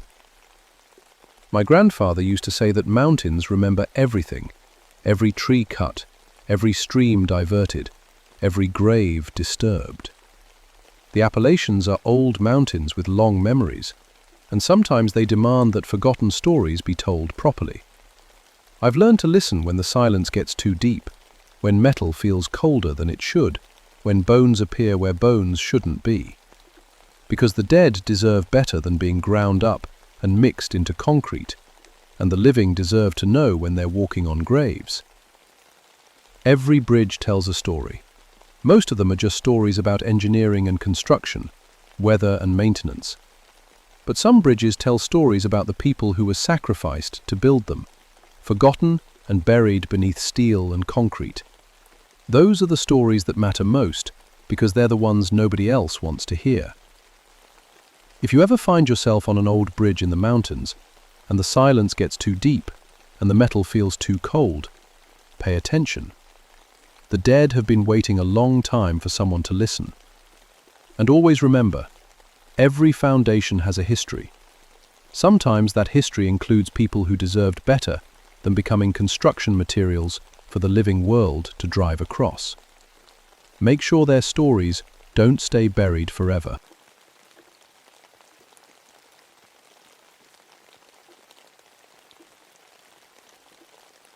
My name is Daniel Crowfeather, and I've been protecting the water in these mountains for 15 years now. People always ask me why I chose this job, walking miles through thick forest, checking on streams and springs that most folks never even know exist. The truth is, water called to me long before I understood why. I'm half Cherokee, got my geology degree from NC State, and I know every drop of water in 50 square miles of the Pisgah National Forest. My grandmother used to say, water holds memory, but I always figured that was just old mountain talk. I studied the science of water, pH levels, mineral content, thermal stratification. I trusted my instruments more than old stories. Undergone before the summer of 1965, when the worst drought in 30 years changed everything I thought I knew. The mountains were dying that August. Springs that had run clear for centuries turned to dusty holes. Ancient oaks dropped their leaves early, and the wildlife grew desperate. But it was the call about Witch's Kettle Falls that brought me 6 miles deep into the forest on that blazing hot morning. The falls got their name from the old stories. Cherokee healers used to gather there for water ceremonies until the white settlers came. In the 1790s, 7 native women were accused of witchcraft and drowned in the pool below the falls. My grandmother always said those women weren't witches at all, just healers who knew the old ways with water and herbs. I'd been to the falls maybe 20 times over the years, 80 feet of granite cliff dropping into a perfectly round pool, surrounded by ancient rhododendron that bloomed pink every spring. The water stayed cold year-round, fed by underground springs that geologists still couldn't fully map. But when I finally reached the trail's end that morning, my breath caught in my throat. The drought had dropped the water level by at least 12 feet. For the first time in living memory, you could see the bottom of the pool. And there, arranged in a perfect circle on the granite floor, were human bones. 7 skulls, 7 rib cages, arm and leg bones, laid out like spokes of a wheel.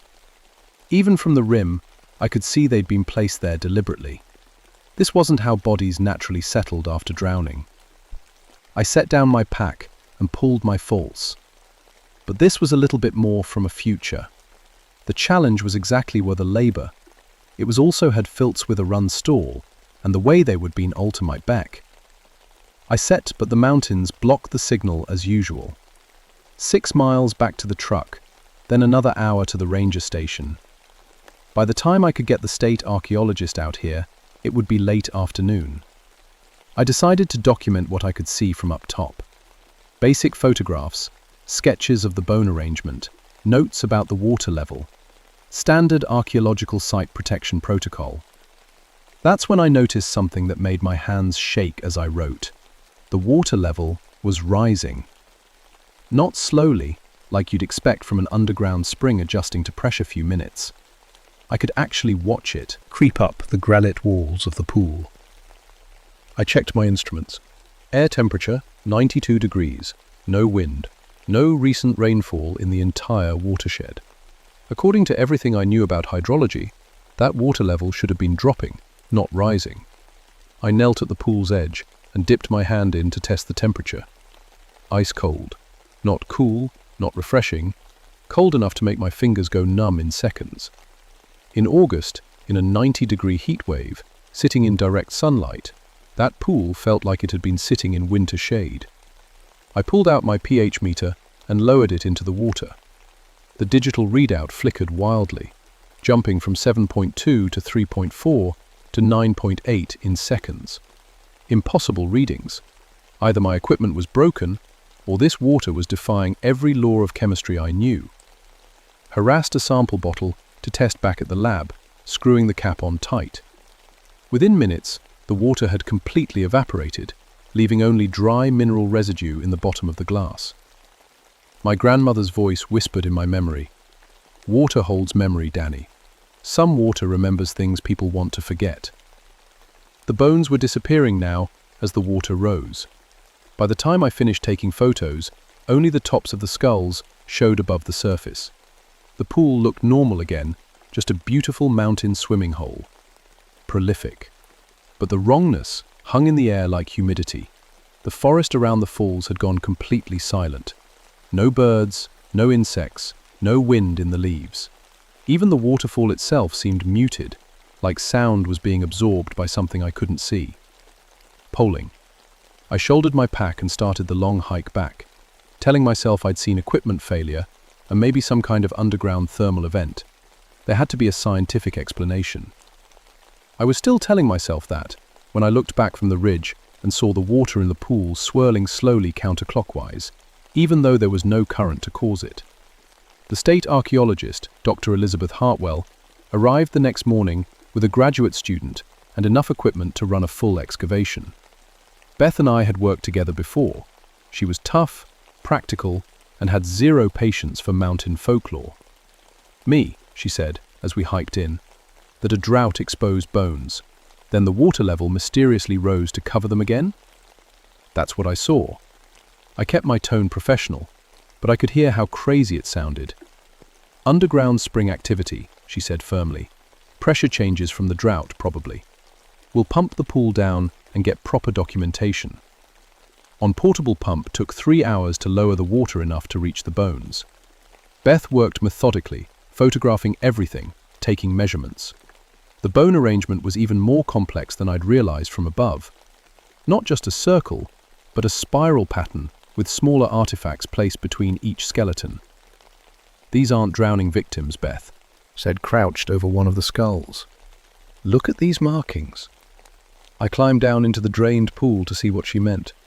Deep gouges scarred the back of each skull, the kind of damage you'd see from rocks or heavy clubs.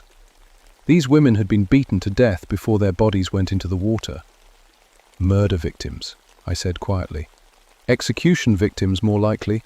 See how the bodies are positioned? This was ritual." Beth pointed to iron shackles still attached to several of the skeletons. "Colonial-era metalwork. Your grandmother's stories might not be folklore after all." That's when her graduate student, Mike, started shouting from the pool's edge. "Dr. Hartwell, the pump!" Misunderstanding. We looked up to see water pouring into the pool from every direction. Not from the waterfall, that was still just a trickle. This water was coming up through cracks in the granite, seeping through solid rock, flowing in from places where no water should exist. Bishops. The pump was running at full capacity, but the water level was rising faster than it could work. "Equipment failure," Beth said, but her voice lacked conviction. I waded to the pump and checked the connections. Everything was working perfectly. The machine was moving hundreds of gallons per minute, but the pool was filling like someone had opened a fire hydrant.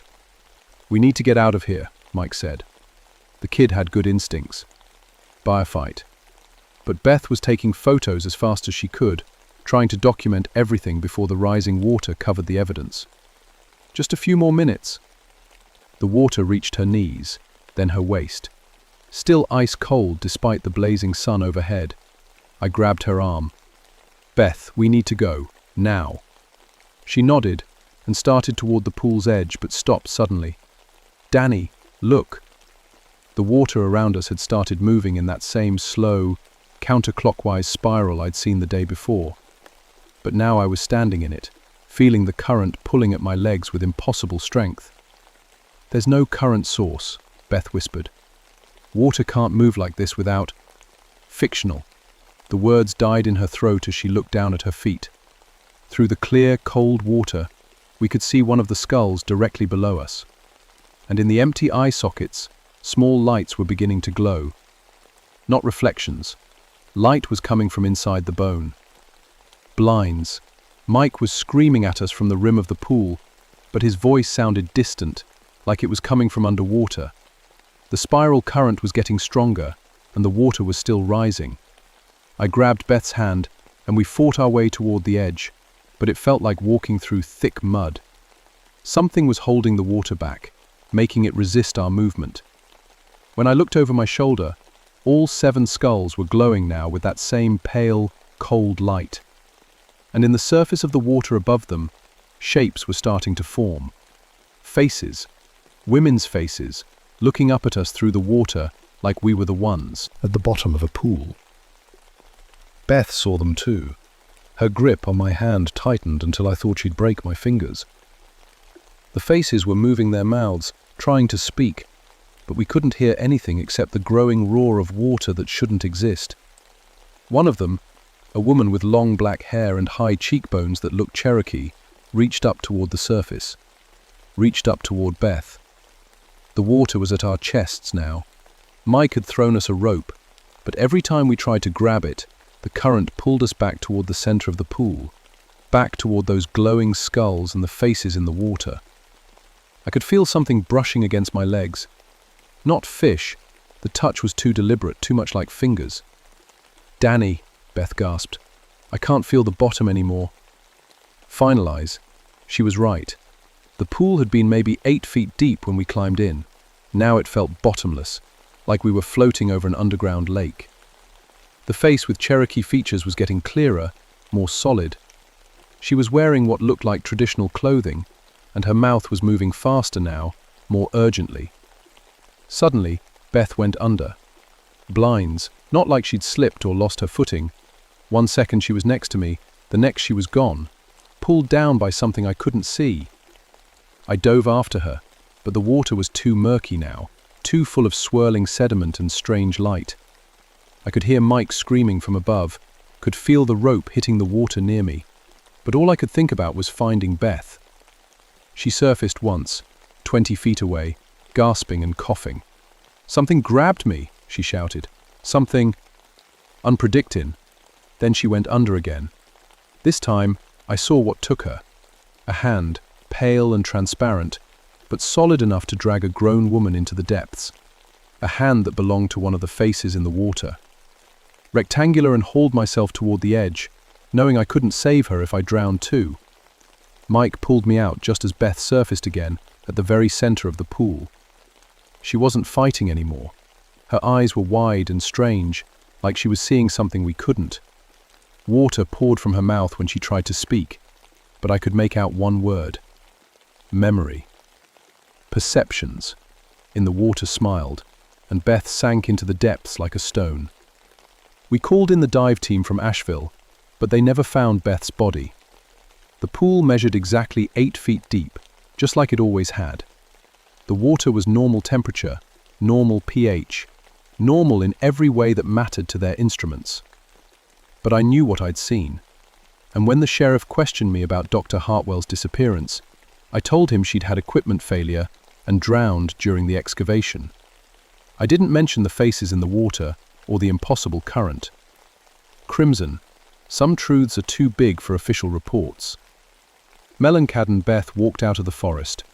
She was soaked through, hypothermic, with pine needles in her hair, and no memory of what It happened after she went under. The doctors said it was miraculous. People don't survive 3 days of exposure in August without water or shelter. But Beth had no explanation for where she'd been or how she'd survived. She did have were the memories. "I saw them, Danny," she told me when I visited her in the hospital. "The 7 women. I saw what really happened at those falls." Her voice was different now, quieter, with an odd echo, like she was speaking from the bottom of a well. They weren't teachers, Cherokee women who knew the old ceremonies for blessing water and keeping it clean. The colonists were getting sick from their own wells, dying of diseases they brought with them. But near the Cherokee settlements, the water stayed pure. She stared at the ceiling, her eyes unfocused. The colonists decided the women were cursing their water with witchcraft. On August 15th, 1793, they dragged 7 healers to the falls and beat them to death with stones. Then they threw the bodies into the pool, thinking they could break whatever power the women had over the water. "Beth," I said gently, "you need to rest." The doctors said, "But they made it worse." Her voice got stronger, more urgent. The women's spirits bound themselves to that water, not for revenge, for protection. They're still there, Danny, still guarding the sacred spring. I wanted to tell her it was trauma, hallucinations brought on by near drowning and exposure. But I'd seen those faces too. "The drought wasn't natural," she continued. "Something's been poisoning the watershed, killing the springs. The Guardians are trying to show us what's happening." That night I couldn't sleep. I kept thinking about Beth's, about the equipment failures and impossible water levels. Finally, around 3 in the morning, I drove back out to the trailhead. The hike in darkness took 4 hours, following my flashlight beam through familiar paths. I reached the falls just as dawn was breaking through the rhododendron. The pool looked normal in the early morning light. Peaceful, beautiful, exactly the way it had always been. Birds were singing again, and the forest felt alive. But when I knelt at the water's edge, my reflection wasn't alone. She was standing behind me in the reflection, the Cherokee woman I'd seen in the pool during Beth's disappearance. In the mirror of the water's surface, I could see her clearly. Traditional dress, long black hair, and eyes that held centuries of sadness. When I turned around, nothing was there. But in the reflection, she raised her hand and pointed downstream, toward the main river. I followed her direction, hiking down through the forest until I reached the place where the stream from Witch's Kettle Falls joined the larger Pisgah River. What I found there made my blood turn cold. Someone had been dumping chemicals into the water. 50-gallon drums, dozens of them, stacked behind a screen of planted pines that hid them from the main trail. Industrial waste from a paper mill 30 miles away, trucked in during the night and dumped where they thought no one would notice. Chemicals were killing everything downstream: fish, plants, the microorganisms that kept the water clean. It was poison, pure and simple, and it had been going on for months. I documented everything with my camera, took water samples from above and below the dump site, recorded GPS coordinates.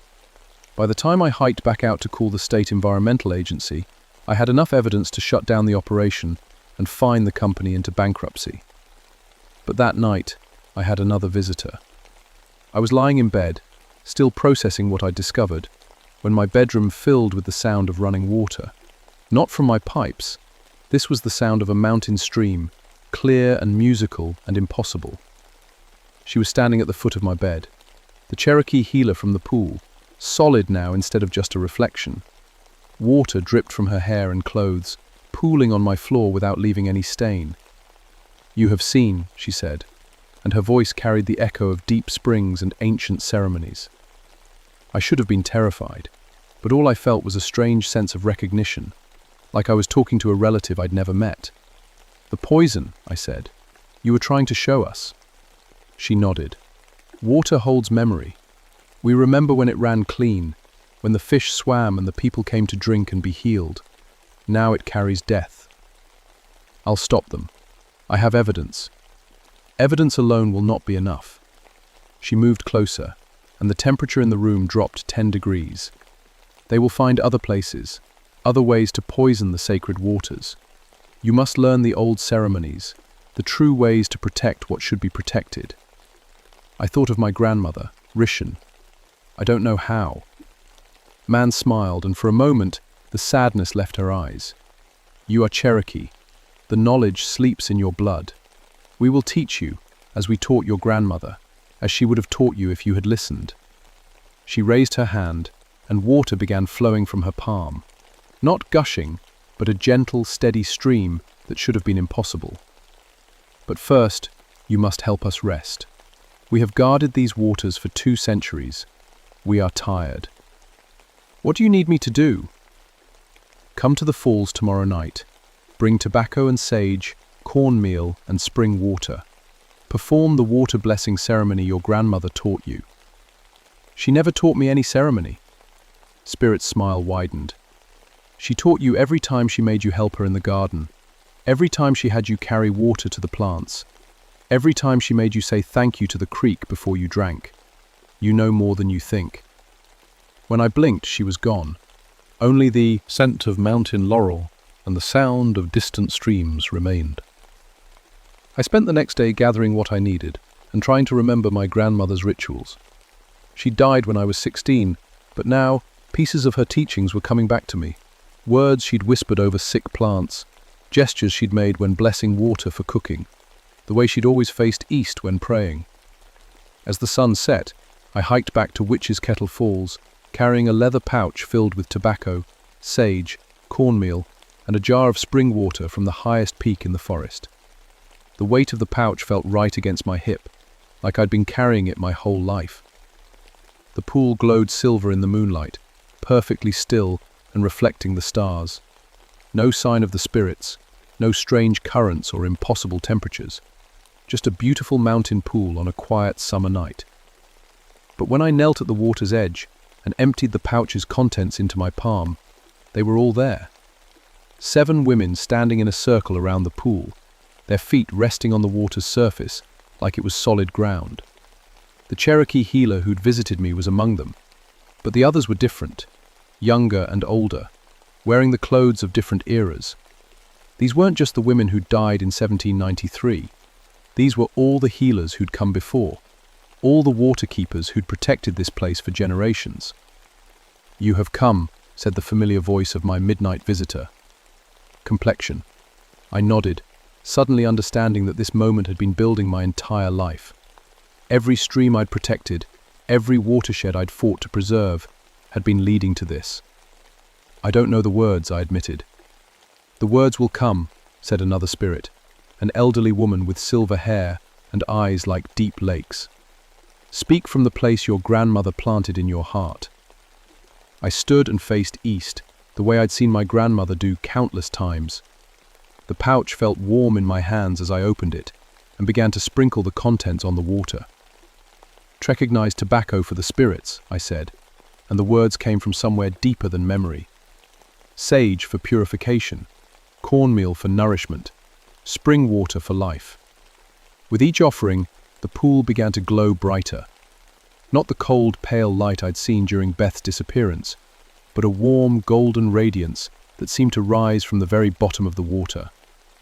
"We offer these gifts in gratitude," I continued, the words flowing through me like they'd been waiting decades to be spoken. "For the water that gives life, for the streams that carry away what we cannot bear, for the springs that remember what we have forgotten." The 7 spirits moved closer, their forms becoming more solid, more present. I could see their faces clearly now. Not faces of the dead, but faces of the living, of women who had chosen to stay and guard what they loved most. "We ask permission," I said, "to serve as you have served, to protect what should be protected, to remember what should be remembered, to keep the water clean for all who come after us." Kennedy, the elderly spirit woman, stepped forward and reached out to touch my forehead. Her hand was cold but not unpleasant, like diving into a mountain spring on a hot day. "You are accepted," she said. "The water will remember you now. When it is threatened, you will know. When it calls, you will answer." I felt something change inside me, not painful, but profound, like a door opening in my mind, or a river finding a new channel to the sea. Suddenly I could feel every stream in the watershed, every spring and creek and hidden waterway. They were all connected, all part of a vast network that pulsed with life. And I could feel the places where that network was damaged, where chemicals and waste were poisoning the flow. Not just the illegal dump I'd found, but dozens of other contamination sites throughout the mountains. The water was crying out for help. "This is your burden now," said the Cherokee healer, "but also your gift. The water will teach you its secrets, show you how to heal what has been harmed." 1+, one by one, the spirits began to fade, their duty finally passed to living hands. But before they disappeared completely, the elderly woman spoke once more. "When your time comes to rest, teach another.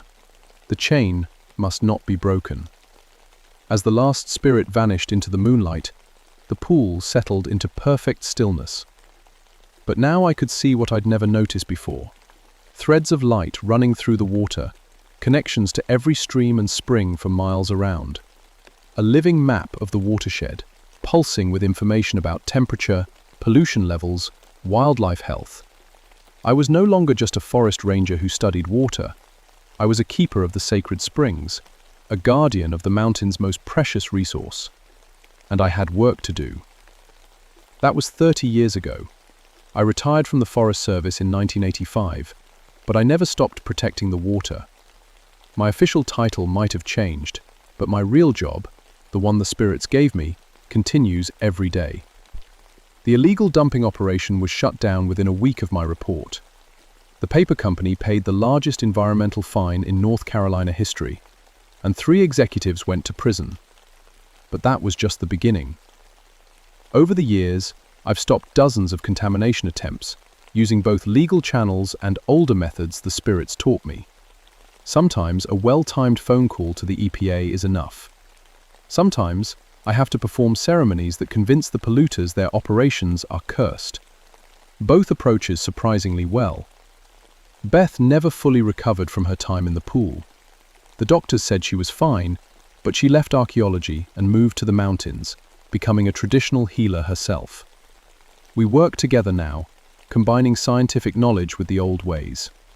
She says the spirits still visit her dreams, teaching her which plants heal and which waters hold the strongest medicine.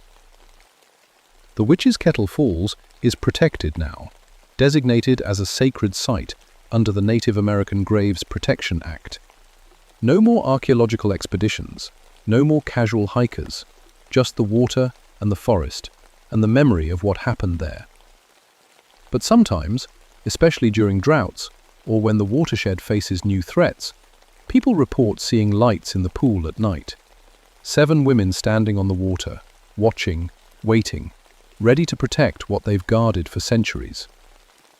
I visit the falls every full moon to perform the water blessing ceremony, maintaining the connection between the living and the spirits who chose to stay.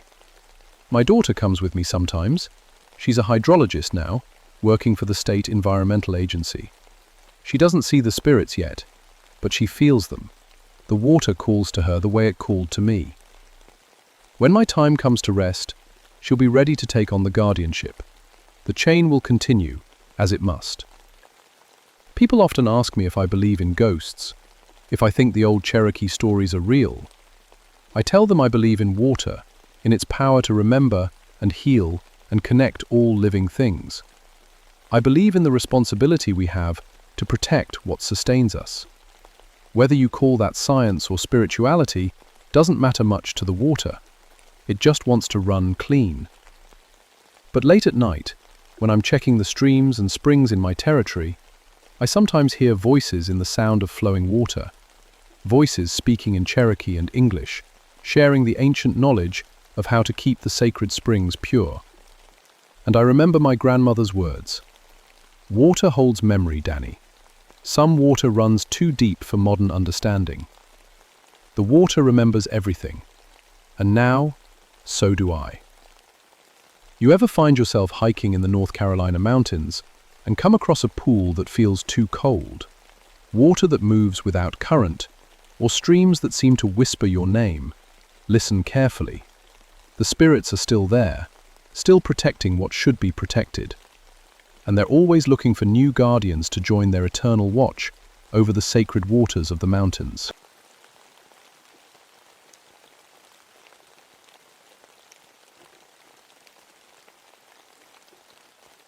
My name is Thomas Oakenshield, and I've been a forest ranger for 18 years. Before that, I spent 12 years as a Kentucky state trooper. In all that time, I thought I'd seen everything the mountains could throw at me. Drug labs, illegal hunters, missing hikers, drunk teenagers getting lost in caves. I was wrong. Ghost stories. Every hollow has its legend, every old cabin has its spirit, every moonshine still has its curse. I never believed any of it. When local folks told me about Devil's Hollow and the cursed still that ran itself, I just nodded and made notes about another illegal distillery to bust.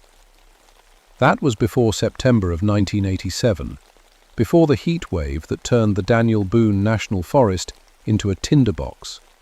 Before I walked into that narrow valley 20 miles from the nearest backup and learned that some family feuds never really end. Back in the Red River Gorge, tucked between 2 steep ridges covered in oak and pine. There's only one way in on foot, following an old deer trail that winds between limestone cliffs. The hollow got its name from the way sound echoes there. Locals say you can hear the devil himself laughing when the wind's just right. The federal boys at ATF had been getting reports about this place for months. Hikers smelling that sweet mash scent that means someone's cooking moonshine. But every time they sent agents in, they found nothing. Empty caves, cold fire pits, old equipment that looked like it hadn't been used in years.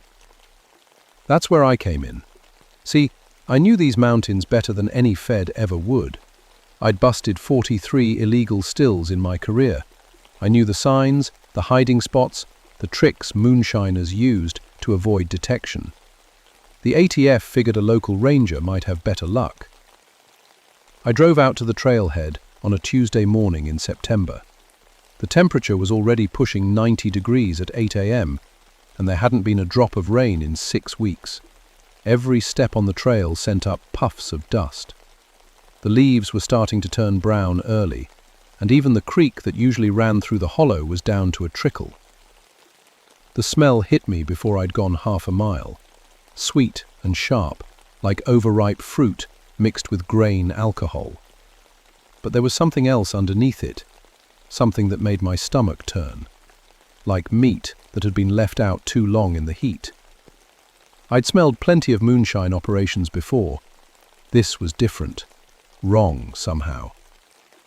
The trail wound down between two big limestone outcrops, and suddenly I was in the hollow. It was quieter than it should have been. No birds singing, no squirrels chattering, no insects buzzing. Even that little trickle of creek water seemed to whisper instead of babble. The first thing I saw was the still. It sat right out in the open next to the creek, not hidden at all. Big copper pot, maybe 50 gallons, with a coil condenser running through a wooden barrel. Steam was rising from the top, and I could hear the steady drip, drip, drip of fresh moonshine falling into a collection jar. But there was nobody around. No fire under the pot that I could see, but the thing was definitely running. The copper was so hot it glowed faintly in the morning shadows. While I pulled out my radio to call it in, but all I got was static, mixed with what sounded like someone reciting a recipe in a language I didn't recognize. The words were old and harsh, nothing like the modern English or even the mountain dialect I was used to. I walked closer to get a better look. The still looked old, real old. The copper was green with age in spots, and there were scratches and dents that spoke of decades of use. Someone had carved dates into the wooden stand. 1932, 1933, 1934. Then nothing until 1987. Brightness. That made my skin crawl a little. But what really got to me were the bones. They were mixed right into the mash, floating in the fermentation barrels like some kind of sick seasoning. Human bones, from the look of them. Finger bones, pieces of skull, what might have been ribs. All ground up and stirred into the corn mash like it was the most natural thing in the world. I'd seen drug operations do some twisted things, but this was something else entirely. This was sick. Wrong in a way that went deeper than just breaking federal liquor laws. That's when I heard the voices. Faint and far away, two men arguing in thick mountain accents. Something about territory, about who had the right to work this hollow. The words echoed off the limestone cliffs, but when I looked around I couldn't see anyone. Safeguard. The voices got louder, angrier. I caught fragments.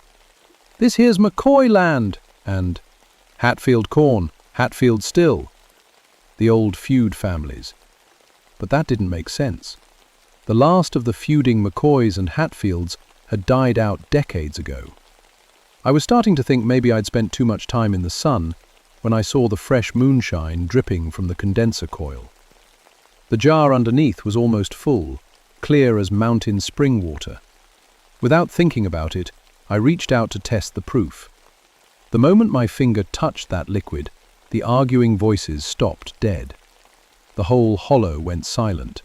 Not peaceful quiet, but the kind of silence that comes right before something terrible happens.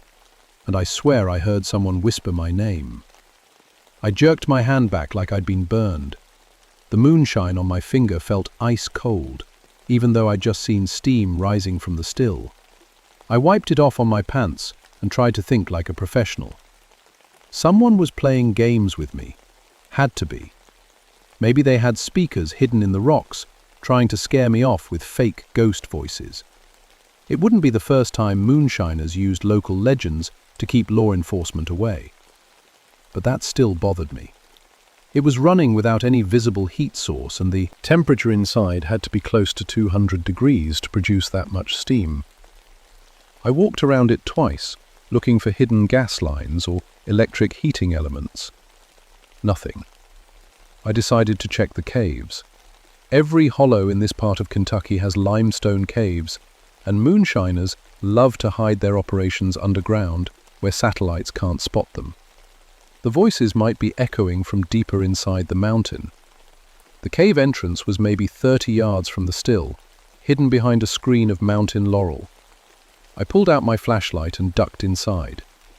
The tunnel was narrow at first, barely wide enough for my shoulders, but it opened up after about 20 feet. What I found inside made me forget all about hidden speakers. There were more stills, dozens of them, stretching back into the darkness like some kind of underground distillery. Most looked old enough to be from Prohibition days, crude copper pots welded together with whatever materials the makers could find. But they were all running, all producing that steady drip of clear liquor. And there wasn't a soul in sight. I played my flashlight beam along the cave walls and saw names carved into the stone. McCoy, Hatfield, dates going back to the 1920s, crude drawings of guns and coffins, messages like "Death to all Hatfields" and "McCoy blood will flow." The smell was stronger in here. That sweet mash scent was almost overwhelming, but underneath it was something else. Something that reminded me of the morgue back when I was a state trooper. The smell of death that's been sitting around too long.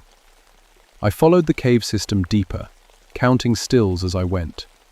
37 in total, all running, all producing moonshine that dripped into collection jars that never seemed to overflow.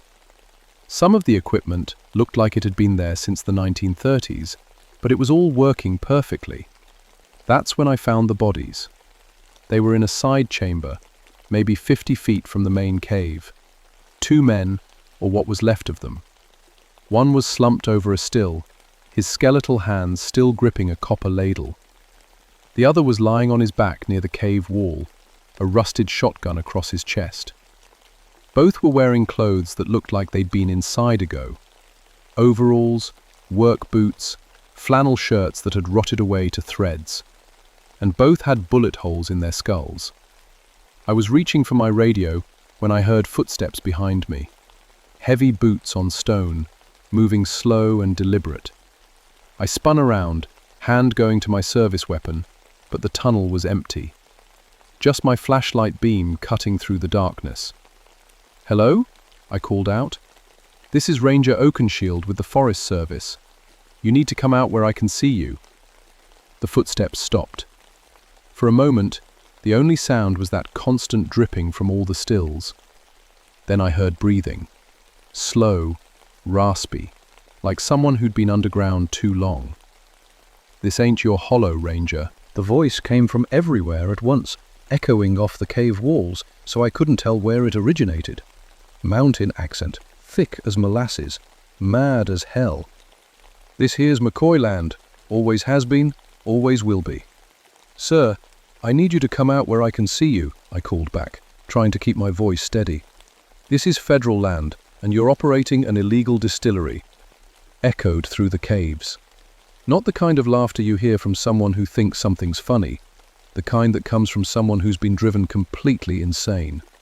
"Federal land? Boy, my family's been making shine in this hollow since before your granddaddy was born. Ain't no government gonna tell a McCoy where he can and can't work." Unless another voice joined in from a different direction. "McCoy? You're on Hatfield ground, you son of a bitch." "The hell I am. Ceremonial, been telling you for 60 years, this still belongs to my family." "Prescribe." The voices got louder, angrier. I could hear them moving around in the darkness, but every time I pointed my flashlight toward the sound, I saw nothing but empty tunnel. That's when the shooting started.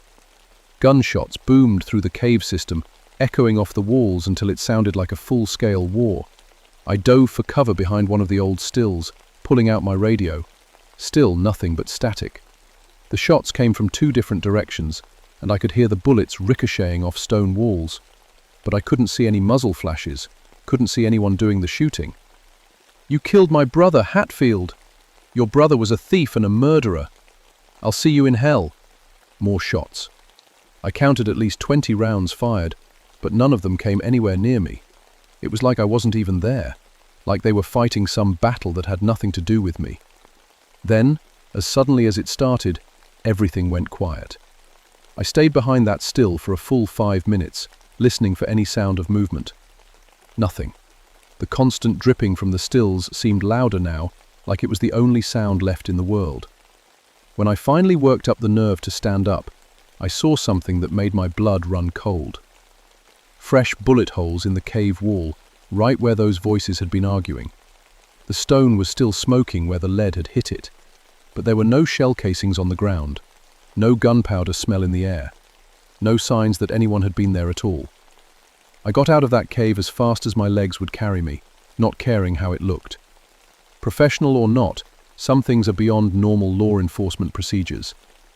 But when I emerged into daylight, I found something waiting for me that was somehow worse than invisible gunfighters. Agent Sandra Mitchell from the ATF was standing next to the main still, holding a jar of fresh moonshine and looking at me like I'd lost my mind. "Ranger Oakenshield, I heard gunshots. What's your status?" I tried to explain what I'd found in the caves, but it sounded crazy even to me. Invisible moonshiners, voices with no bodies, stills that ran themselves. Mitchell listened with the kind of patience you show someone who's clearly been in the sun too long. Then she lifted the jar she was holding. I found this sitting right here when I arrived. Still warm from the distillation process. Quality looks good. She unscrewed the cap and sniffed it. Smells clean, high proof, probably around 150. "Don't," I started to say, but she was already raising the jar to her lips. She took a small sip, then a larger one. Her eyes lit up like she'd found something wonderful. "This is the best moonshine I've ever tasted," she said, taking another drink. "Smooth as silk, no burn at all." Then she smiled at me, and I saw something in her eyes that hadn't been there before. Something hungry and mean. "Want some, Ranger? Tastes like family." Minimized. Mitchell took another drink from the jar, and I watched her change. Not physically, not at first, but something shifted behind her eyes, like someone else was looking out through them. "Agent Mitchell, I need you to put that down," I said, trying to keep my voice calm. "We don't know what's in it." She laughed, but it wasn't her laugh. It was rough and harsh, like the voices I'd heard in the cave. "What's in it?" "This here's pure McCoy corn liquor, made from my granddaddy's recipe. Best moonshine in these mountains." That's when I noticed her accent. Agent Mitchell was from Ohio, talked like a city person. But now she was speaking pure mountain dialect, thick as the locals who'd grown up in these hills. "Sandra," I said carefully, "you need to put the jar down and step away from the still." "Sandra?" She looked confused for a moment, like she'd forgotten her own name. Then that strange smile came back. "Name's Emma McCoy, and this here's my family's hollow." She raised the jar again, but this time I was ready for her. I lunged forward and knocked it out of her hands. The jar shattered against the rocks, and moonshine splashed everywhere it touched. The moment the jar broke, Mitchell screamed. Not like someone in pain, but like an animal caught in a trap. She fell to her knees, clutching her head with both hands. What happened?" she gasped, her normal voice coming back. "Where am I?" I helped her stand up, but she was shaky on her feet. "You drank some of the moonshine. Do you remember anything?" She shook her head, then stopped and looked around the hollow with growing horror. There were people here, a woman in old-fashioned clothes. She was so angry, Thomas, angry about something that happened a long time ago. That's when we both heard it, the sound of more glass breaking, coming from deeper in the hollow. Then another crash, and another, like someone was smashing every jar they could find. "The caves," I said. "There are more stills in the caves." Mitchell pulled out her service weapon. Whatever had happened to her, it had shaken her badly. Her hands were trembling as she checked the magazine. "We need to call for backup," she said. I showed her my radio. Still nothing but static, and those strange voices reciting recipes in languages I couldn't understand. Her radio was the same. "We're 20 miles from the nearest road," I told her. "Even if we could get a signal out, it would be hours before anyone could reach us." She looked at the broken still, then back toward the cave entrance. So what do we do? Before I could answer, we heard footsteps. Real ones this time, heavy boots on stone, coming from the direction of the cave. But these weren't trying to hide. They were marching toward us like soldiers heading into battle. 2 figures emerged from the cave entrance, and for a moment I thought they were real people. They looked solid enough. An old man in dirty overalls, and a woman in a faded dress that might have been blue once. Both carrying shotguns that looked like they'd been made sometime around World War I. But I could see through them, just barely, like looking through dirty glass, but enough to know they weren't entirely there. The woman spoke first, her voice carrying across the hollow like it was coming from a loudspeaker. "Hatfields, you've been stealing from McCoy stills for the last time." The old man raised his shotgun.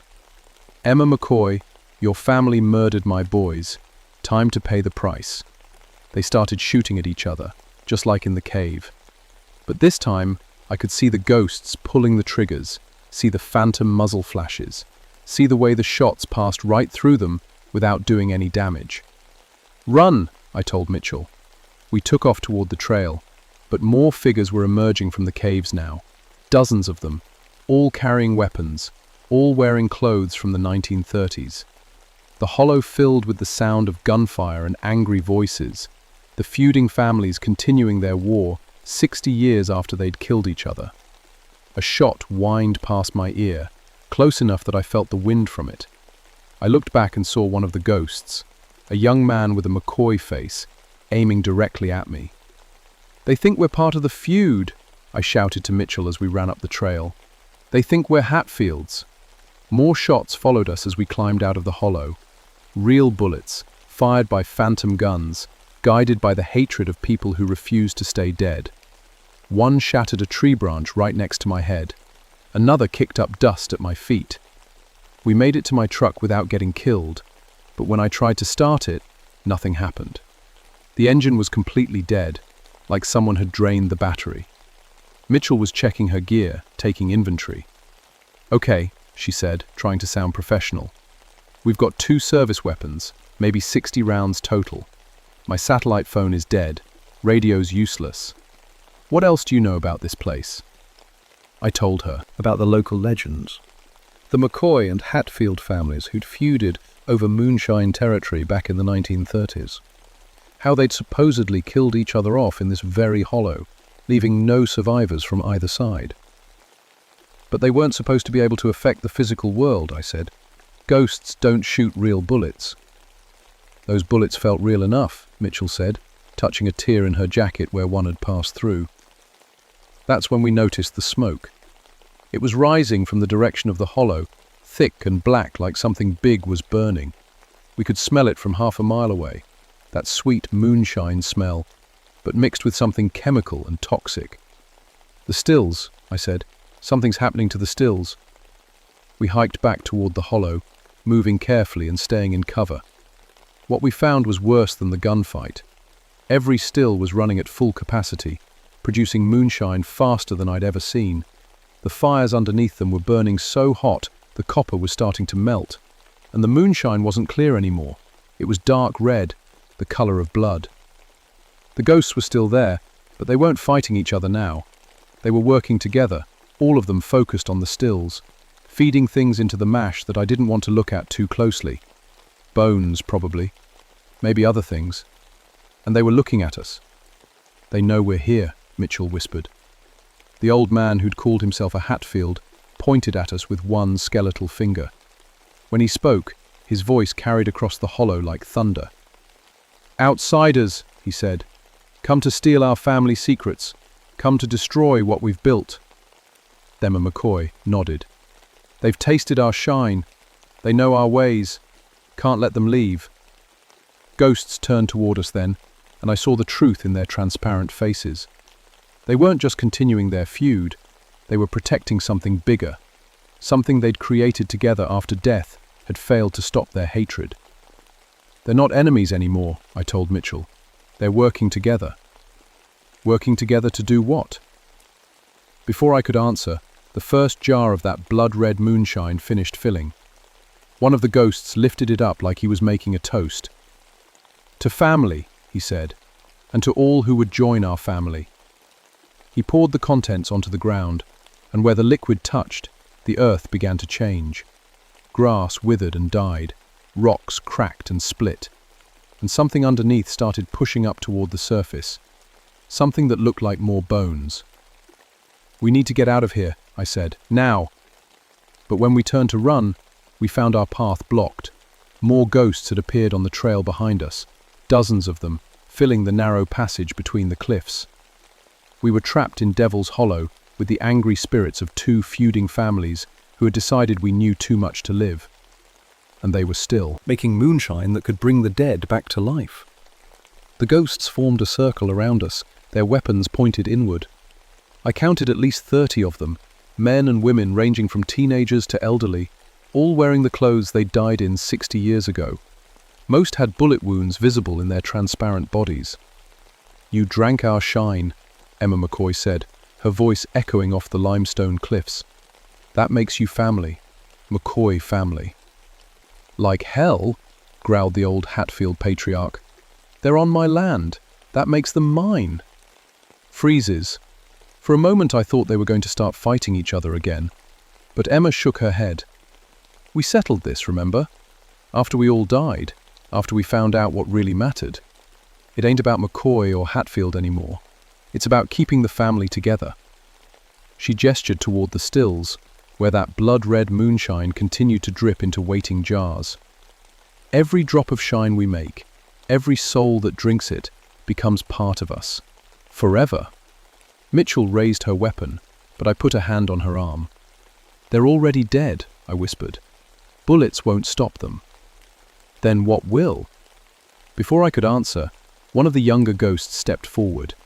He couldn't have been more than 16 when he died, but his eyes held decades of hatred. "Time for you to choose," he said. "Drink the shine and join the family willing like, or we'll make you drink it." "What happens to people who drink it?" I asked, though I was pretty sure I already knew.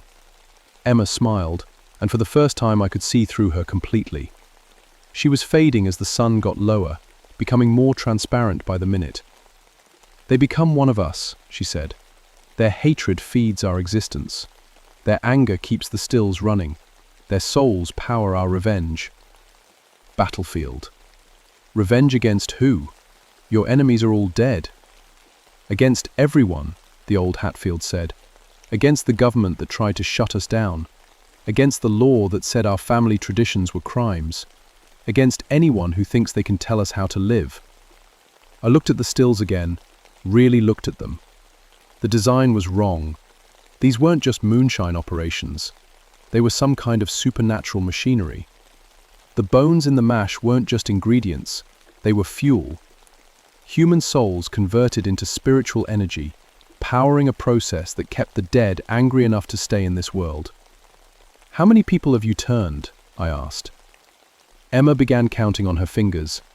"There was that hiking couple last spring, the federal agent who came before you. 3 boys from town who thought they could steal our shine. Maybe 15, 20 souls in the past year. All added to the family," the young ghost said. "All helping us make more shine, bring more souls into the fold." Mitchell was looking around desperately, searching for an escape route, but the ghosts had us completely surrounded. There was nowhere to run. Blinds. "The only way this ends," I said quietly, "is if we destroy the stills." "They're made of copper and steel," she whispered back. "How do we destroy them with bare hands?" That's when I remembered the explosives in my truck. Standard issue for rangers who sometimes had to clear fallen trees from trails. Not much, but maybe enough. "I need to get back to my vehicle," I told her. "Thomas, those things aren't going to let us walk away." She was right, but I also noticed something else. The ghosts were getting more solid as the sun went down, more dangerous, but also more vulnerable. "When they're fully solid," I said, "they can be hurt. That's when we make our move." Emma must have heard us talking because she stepped closer. I could smell the grave dirt on her clothes, see the bullet hole in her temple where some Hatfield had put a round through her skull. "No more talking," she said. "Time to drink." One of the male ghosts lifted a jar of the blood-red moonshine and moved toward us. The liquid inside swirled like it was alive, and I could swear I heard voices coming from it. Tiny, distant screams. "I'll go first," I told Mitchell. "Create a distraction." She nodded, understanding what I meant. When the ghost got close enough, I was going to fight back. It would probably get me killed, but it might give her a chance to reach the explosives. When everything changed, the temperature dropped 20 degrees in about 2 seconds. Every ghost in the hollow suddenly looked terrified, their transparent faces turning towards something behind us. I spun around and saw her walking down the trail. A woman in a white dress, glowing with soft light that hurt to look at directly. Unlike the other spirits, she wasn't transparent at all. She looked completely, perfectly alive. "Mama?" Emma whispered, her voice suddenly small and frightened. "Grandmother McCoy," breathed one of the other ghosts. "But you moved on. You found peace." White stopped at the edge of the circle. When she spoke, her voice was gentle, but carried absolute authority. "I did find peace," she said, "until I felt what you children were doing in my hollow." "We're keeping the family together, Mama," Emma said, "just like you always taught us." "This isn't family," the woman said, gesturing toward the stills and the trapped souls. "This is abomination. You're not honoring our traditions. You're perverting them. Colorful, the Hatfields killed your sons," the young ghost protested. "They murdered our kin." "And my sons killed their kin right back," the woman replied. "Death for death, blood for blood, until there was nothing left but hatred. Is that what you want? To spend eternity trapped in the worst moment of your lives?" Pension, she turned to the Hatfield patriarch. "Jeremiah Hatfield, I knew your mother. She was a good woman who raised good children. Would she be proud of what you've become?" The old man's shotgun wavered. For the first time since I'd seen him, he looked uncertain. "They started it," he said, but his voice lacked conviction. "And you'll finish it," the woman said. "Right here, right now. Choose forgiveness over revenge. Choose peace over endless war. Choose to let go." Escalating. "But if we let go," Emma said, "we'll disappear. We'll be nothing." "You'll be free," her grandmother said gently. "Free to move on to whatever comes next. Free to rest." The circle of ghosts began to waver. Some were already fading, choosing to release their hold on the physical world. Others held firm, still clinging to their hatred. "The stills," I said to the woman in white, "they're powered by the souls of people who drank the cursed moonshine. If your family moves on, what happens to them?" She smiled sadly. "They'll be freed too. Death should not be a prison ranger, for anyone." That's when Emma raised her shotgun and pointed it at her grandmother. "I won't let you destroy what we built," she snarled. "I won't let you take our family away." The other holdout ghosts raised their weapons too. About half the total, maybe 15 spirits, who refused to give up their anger. "Then you've chosen," the woman in white said. "But I won't let you trap more innocent souls in your web of hatred." She walked toward the stills, and the rebellious ghosts opened fire. Their bullets passed right through her without causing any damage. Whatever she was beyond their ability to harm. When she reached the first still, she placed her hands on the copper pot. The metal began to crack and split, the supernatural fire underneath guttering out. The blood-red moonshine stopped flowing. "No!" Emma screamed, rushing toward her grandmother. But the moment she touched the woman in white, Emma burst into flames. Not real fire, spiritual fire that burned away her anger and hatred, leaving nothing but a confused young woman who suddenly remembered what it felt like to love instead of hate. "I'm sorry, Mama," she whispered, and then she was gone. Not destroyed, but released. Free. The other rebellious ghosts made their choice. Some ran toward their grandmother's light and found peace. Others fled back into the caves, choosing to remain trapped in their hatred. Behind the time it was over, all the stills were destroyed. The trapped souls, including Agent Mitchell's temporary possession, were freed. The supernatural machinery that had powered the feud was nothing but twisted metal and cold stone. The woman in white turned to us one last time. "Thank you," she said, "for caring enough to come here, for being willing to risk yourselves to free the trapped souls." "Will they come back?" Mitchell asked. "The ones who fled into the caves?" The woman shook her head. "Without the stills, they have no power to affect the physical world. They'll fade eventually when their hatred finally burns itself out. But they can't hurt anyone anymore." She began to fade as the first stars appeared in the darkening sky. "Confiscated. Remember this place," she said. "Remember what hatred can do when it refuses to die. And remember that forgiveness is always stronger than revenge." Then she was gone, and we were alone in Devil's Hollow, with nothing but broken stills and the smell of moonshine slowly evaporating in the mountain air. We walked out of Devil's Hollow in silence. My truck started on the first try, like nothing had ever been wrong with it. Our radios worked perfectly, picking up the normal chatter of rangers and federal agents going about their daily business. The official report was simple enough. Agent Mitchell and I had discovered an illegal distillery operation in Devil's Hollow. The equipment appeared to have been abandoned for decades, possibly dating back to Prohibition. We recommended the site be cleaned up and monitored for future illegal activity. We never mentioned the ghosts. We never mentioned the cursed moonshine or the trapped souls. Who would have believed us? And more importantly, what good would it have done?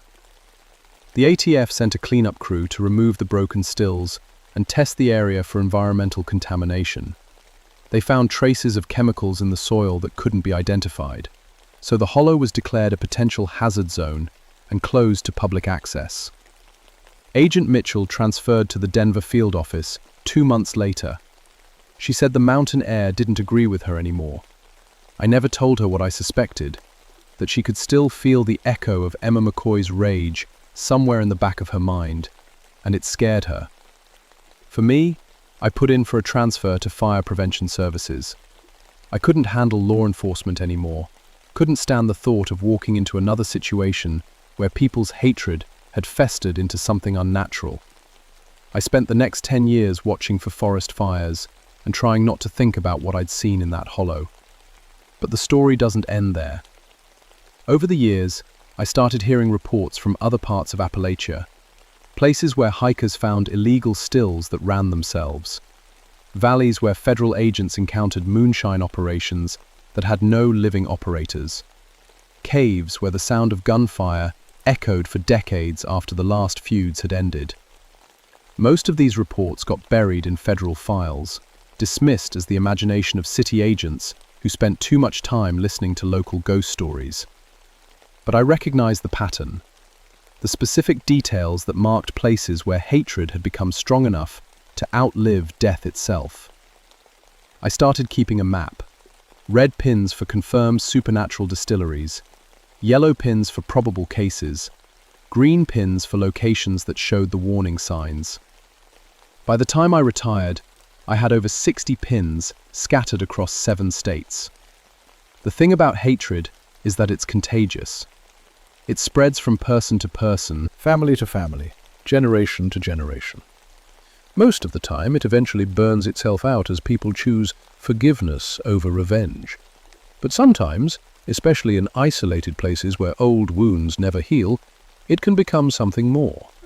Punished, that refuse to die even when the people carrying it are dead and buried. I live in Florida now, far from the mountains where I spent most of my life, but I still get calls sometimes. Forest rangers who found things they can't explain, federal agents who stumble across operations that shouldn't exist, local sheriffs who need someone to talk to about cases that don't make it into official reports. I always listen, I always believe them, and when I can, I try to help. Because I learned something important in Devil's Hollow that September day in 1987. Evil isn't always some outside force that invades our world.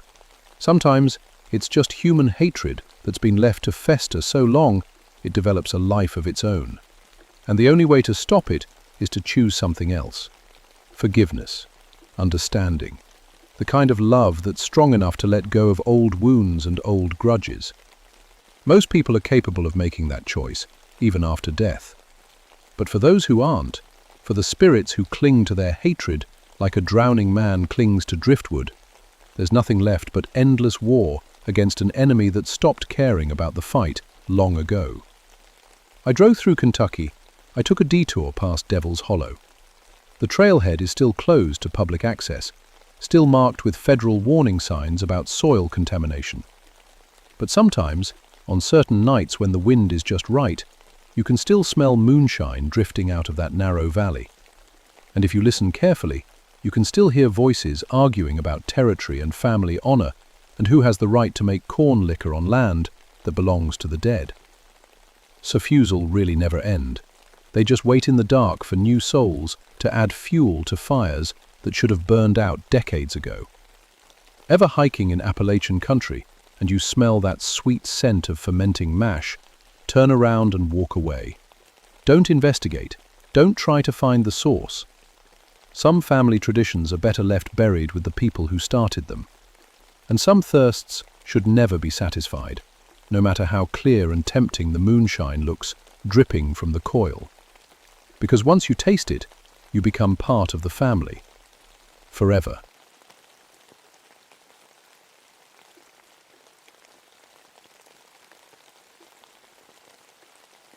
My name is Margaret Steelwater, and I've been a park ranger for 11 years. I work in the Allegheny National Forest in Pennsylvania, where the mountains are scarred with old coal mines. My job is to help heal the land after the mining companies are done with it. I know these mountains like the back of my hand. I've supervised the cleanup of 15 abandoned mine sites, testing soil, planting trees, making sure the water is clean again. It's dirty work, but somebody has to do it. The mining companies take what they want and leave us to fix the mess. Police think I got into this work because I love nature. That's only part of it. The real reason is more personal. 23 years ago, when I was 14, my father and 2 uncles died in a mine collapse over in Somerset County. The company said it was an accident. My family knew better. Dad had been complaining about loose ceiling supports for weeks. The foreman told him to keep working or find another job. After the funeral, I promised myself I'd never let the mining companies get away with that kind of thing again. I got my engineering degree, specialized in environmental cleanup, and came to work for the Forest Service. Every time I restore a mining site, I'm keeping that promise. It was February 1976 when I got the call about Black Diamond Mine. The weather was brutal. A blizzard had been dumping snow for 3 days straight, and the temperature hadn't been above 0 in a week. The mine had been abandoned since 1954, after a cave-in killed 47 men. Now the Forest Service wanted to turn it into a memorial park. "We need you to do a full environmental assessment," my supervisor told me over the crackling phone line. The ice storm had knocked down half the phone lines in the county. A survey team went out there last week and never came back. Their truck was found empty on the access road. I packed my gear, soil testing kits, air quality monitors, maps, and emergency supplies. The drive to Black Diamond Mine took me through some of the most depressing country in Pennsylvania. Strip mines had torn the tops off mountains, leaving behind grey scars that looked like wounds in the earth. Rusty mining equipment sat abandoned in the snow, like the skeletons of giant insects. The access road to Black Diamond Mine was barely passable. My truck slipped and slid on the ice, and twice I had to get out and push fallen branches out of the way. When I finally reached the mine site, the first thing that hit me was how quiet it was. Not just regular quiet. This was the kind of silence that comes after an explosion, when your ears are still ringing, and you're not sure if you're alive or dead. The mine entrance was a black hole in the side of the mountain, sealed with concrete and steel bars. A rusty sign hung crooked on the fence. "Danger. Keep out. Unstable structure." Snow had drifted against the fence, making it look like the mountain was trying to bury the whole ugly mess. I self and started taking readings. The air smelled wrong. Not just cold and clean like it should in the mountains, but with an undertone of something else. Coal dust, maybe, though that didn't make sense. The mine had been sealed for over 20 years. That's when I found the survey team's equipment. It was arranged in a perfect line, leading from the mine entrance to where their truck had been parked. GPS units, soil samples, measuring tape, all laid out neat as you please. But here's the thing that made my skin crawl. The equipment spelled out words in the snow, big, clear letters made from metal tools and sample containers. Remember us. I stood there staring at those words, my breath making clouds in the frigid air. The survey team couldn't have done this. Their equipment had been found scattered all over the site. And who would take the time to arrange tools in the snow before abandoning their truck and walking into a blizzard? I tried my radio but got nothing but static. The nearest town was 25 miles away, and with the roads like they were, it might as well have been on the moon. I was completely alone. That's when I heard the first sound from inside the sealed mine. It sounded like someone tapping metal on rock. Slow, steady, rhythmic, like a pickaxe hitting coal. I stood there listening to that impossible sound, telling myself it had to be something else. Water dripping, maybe, or the old support beam settling. Abandoned mines make all kinds of noises as they slowly collapse. But deep down, I knew what I was hearing. I'd grown up around miners.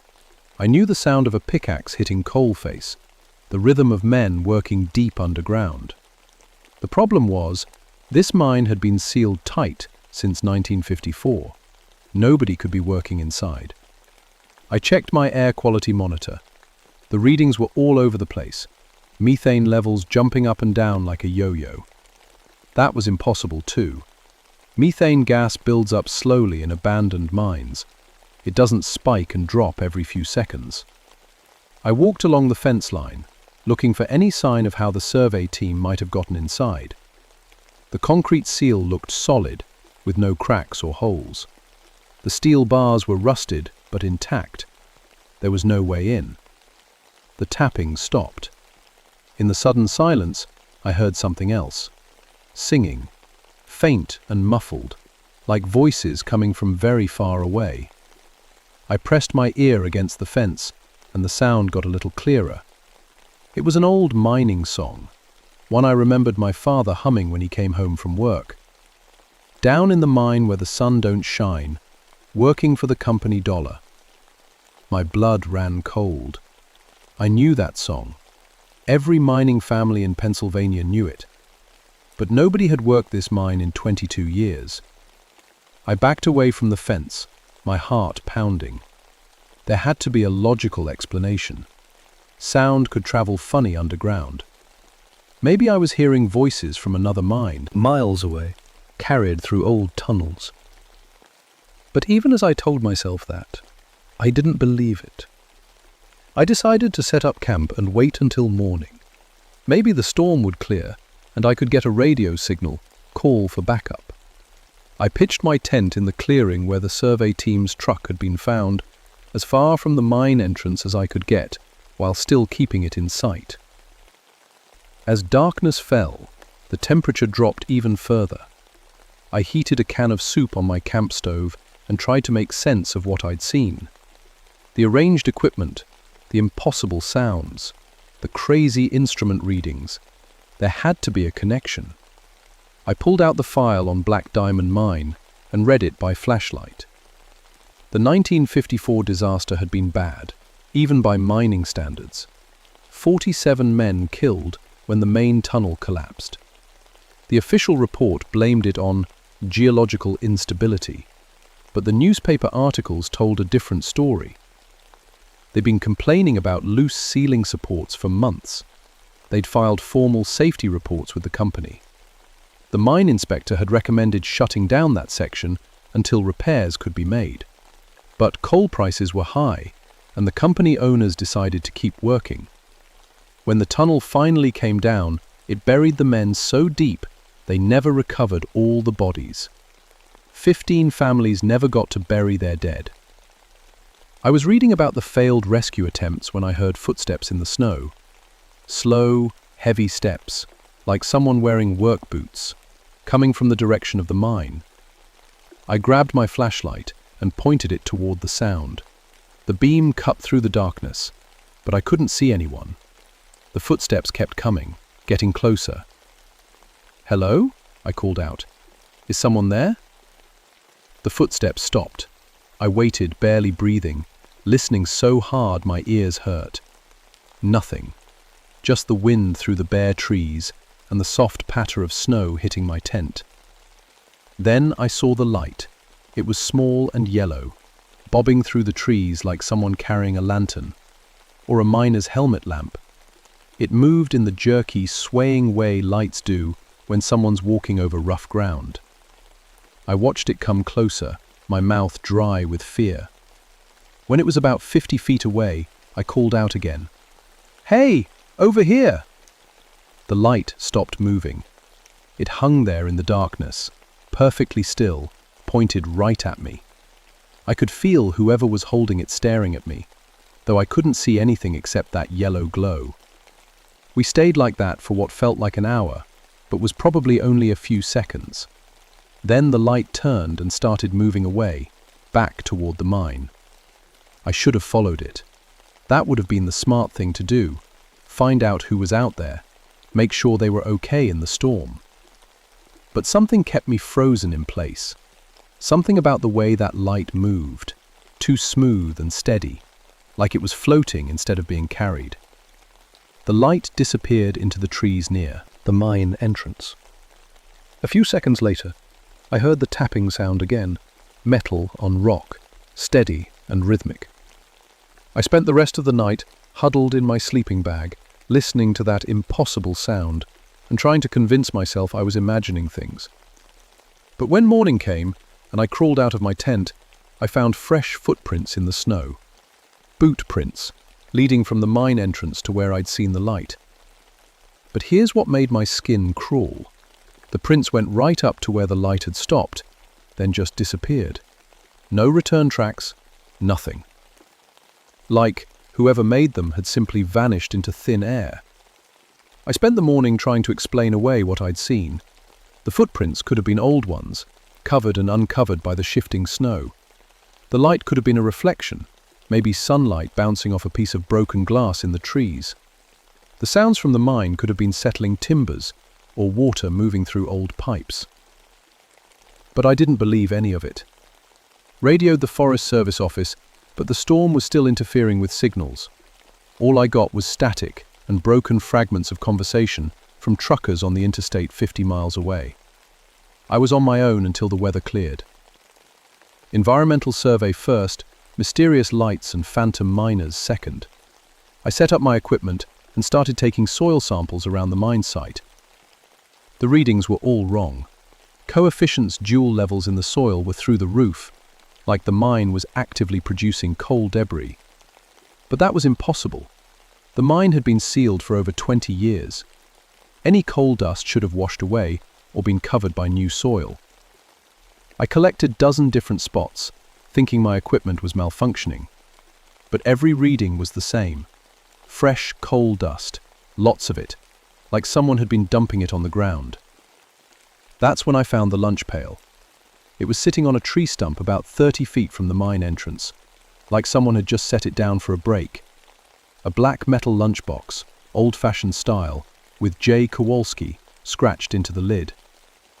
While metal was rusted, but not completely corroded. And when I opened it, I found a thermos of coffee that was still warm. My hands were shaking as I unscrewed the thermos cap. The coffee smelled fresh, like it had been poured that morning. But that was impossible. The mine had been abandoned since 1954. Even if someone had been here recently, who would bring an antique lunch pail and leave it sitting on a stump in a snowstorm? I was still staring at the lunch pail when I heard the voice. "Hey, you okay out there?" I spun around and saw a man trudging through the snow toward me. He was wearing a Forest Service uniform and carrying a backpack full of equipment. Medium height, stocky build, with grey hair under his ranger hat. "Frank Kowalski," he said, extending a gloved hand. Mine safety inspector. Got word. There might be trouble out here. I shook his hand, relief flooding through me. I wasn't alone anymore.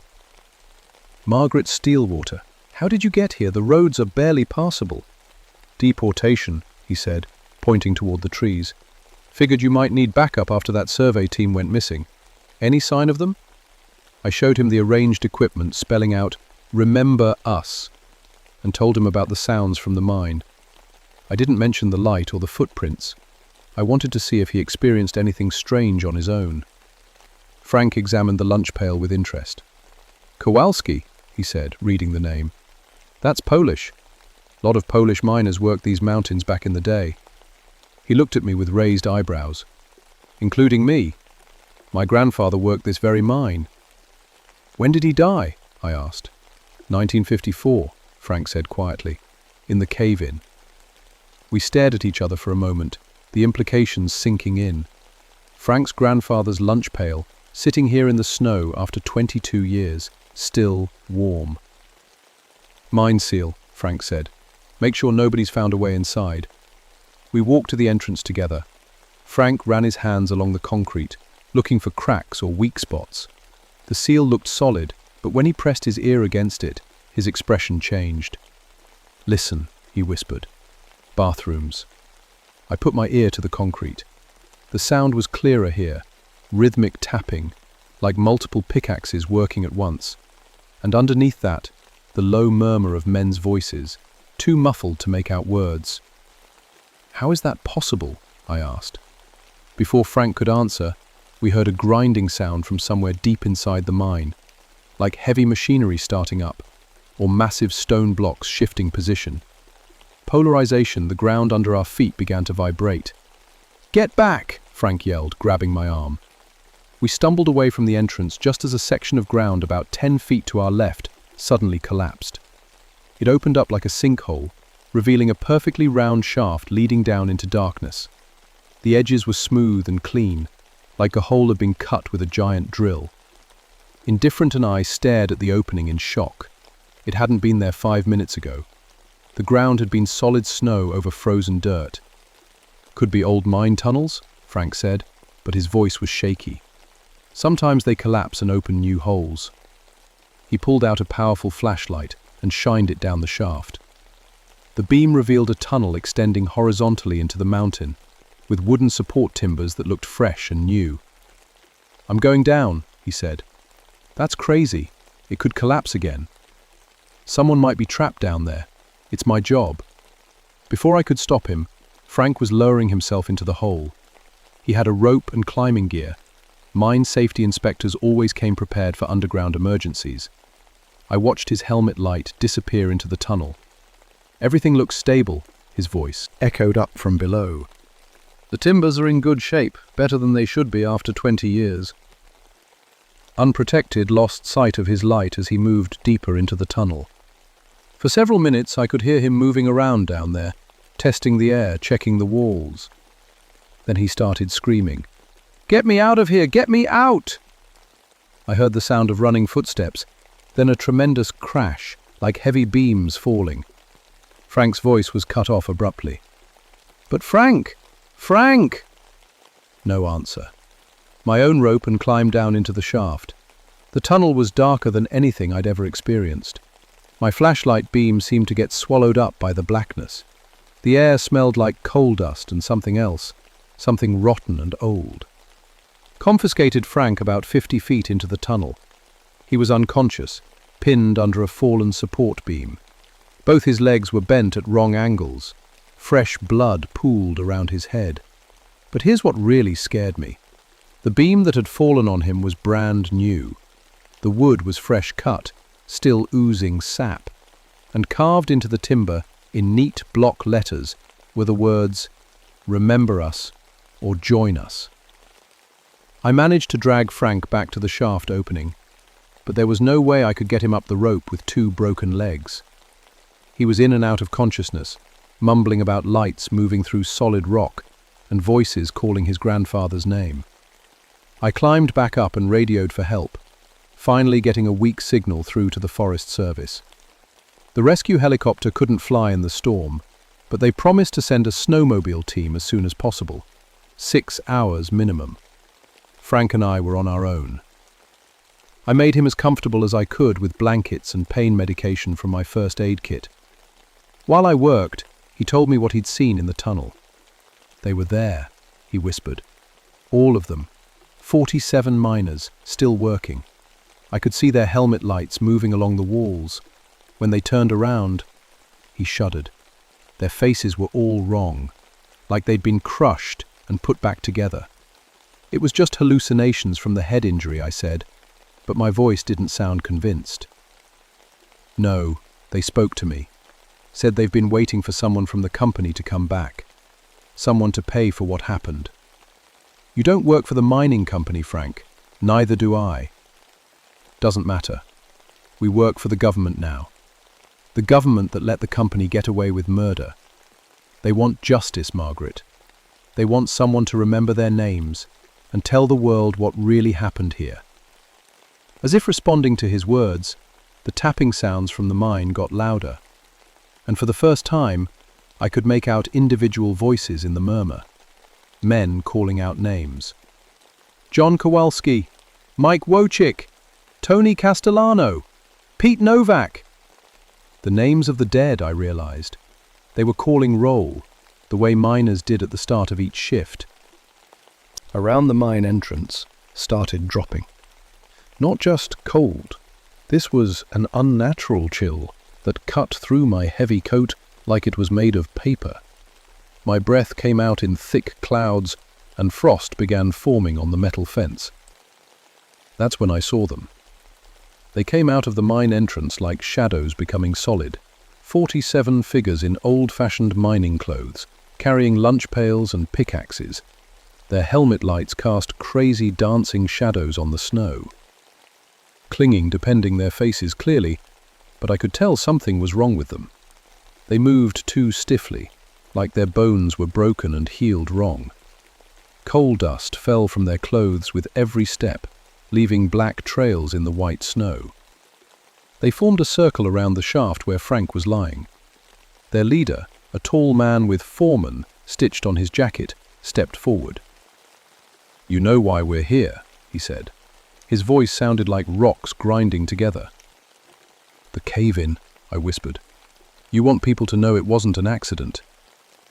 47 good men died because the company chose profit over safety. The government inspector was paid to look the other way. The newspapers printed lies about geological instability. The foreman's helmet light flickered as he spoke. "We've been waiting 22 years for someone to tell the truth." "What about the survey team?" "They ran, like all the others who came before. But you're different. You understand what it means to lose family to corporate greed."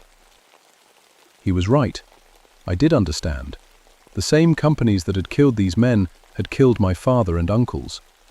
They were still out there, cutting corners and buying off inspectors, and hiding behind lawyers when people died. "What do you want from me?" "Familiarity. Build a memorial. Tell our story. Put our names on the record so our families know we didn't die for nothing." The foreman gestured to the other miners. "Do this, and we'll rest. Refuse, and you'll stay here with us. Forever." The circle of miners stepped closer. I could see their faces now in the helmet lights. Crushed skulls, broken jaws, eyes full of coal dust and rage. They'd been trapped underground for over 20 years, forgotten by everyone except their families. But something about their demand bothered me. No, why haven't you done this before? Other people have been here. Government inspectors, surveyors, hunters. Why wait for me?" Beform's shattered face twisted into what might have been a smile. "Because you have the power to make them listen. You work for the Forest Service. You can make this an official memorial site. You can get the real story in the government records." He was right again. As the lead environmental engineer on this project, my recommendations would carry weight. If I said this site needed to be a memorial instead of a park, they'd listen. "There's more," Frank whispered from the shaft. "Tell her about the others." Foreman's helmet light swung toward Frank, then back to me. "He's right. We're not the only ones. Every mining disaster in these mountains has left spirits behind. Dozens of sites, hundreds of dead miners, all waiting for someone to tell their stories. Roofing became a cold wind. If I did what they wanted, I'd be opening the door for every mining disaster spirit in Pennsylvania. Every covered-up accident, every safety violation that led to deaths, every family that never got justice. If I didn't. Miners stepped closer, their pickaxes gleaming in the helmet lights. The temperature dropped another 10 degrees. Frost began forming on my eyelashes. "Choose," the foreman said. I looked down at Frank, bleeding and broken. I thought about my father, crushed under tons of rock because his bosses cared more about coal than human lives. I thought about 47 families who'd never learned the real reason their husbands and sons died. "I'll do it," I said. "I'll build your memorial and tell your story. All of your stories." The foreman nodded slowly. "Then our work here is finished." The miners began to fade, becoming transparent, then just wisps of coal dust blowing in the wind.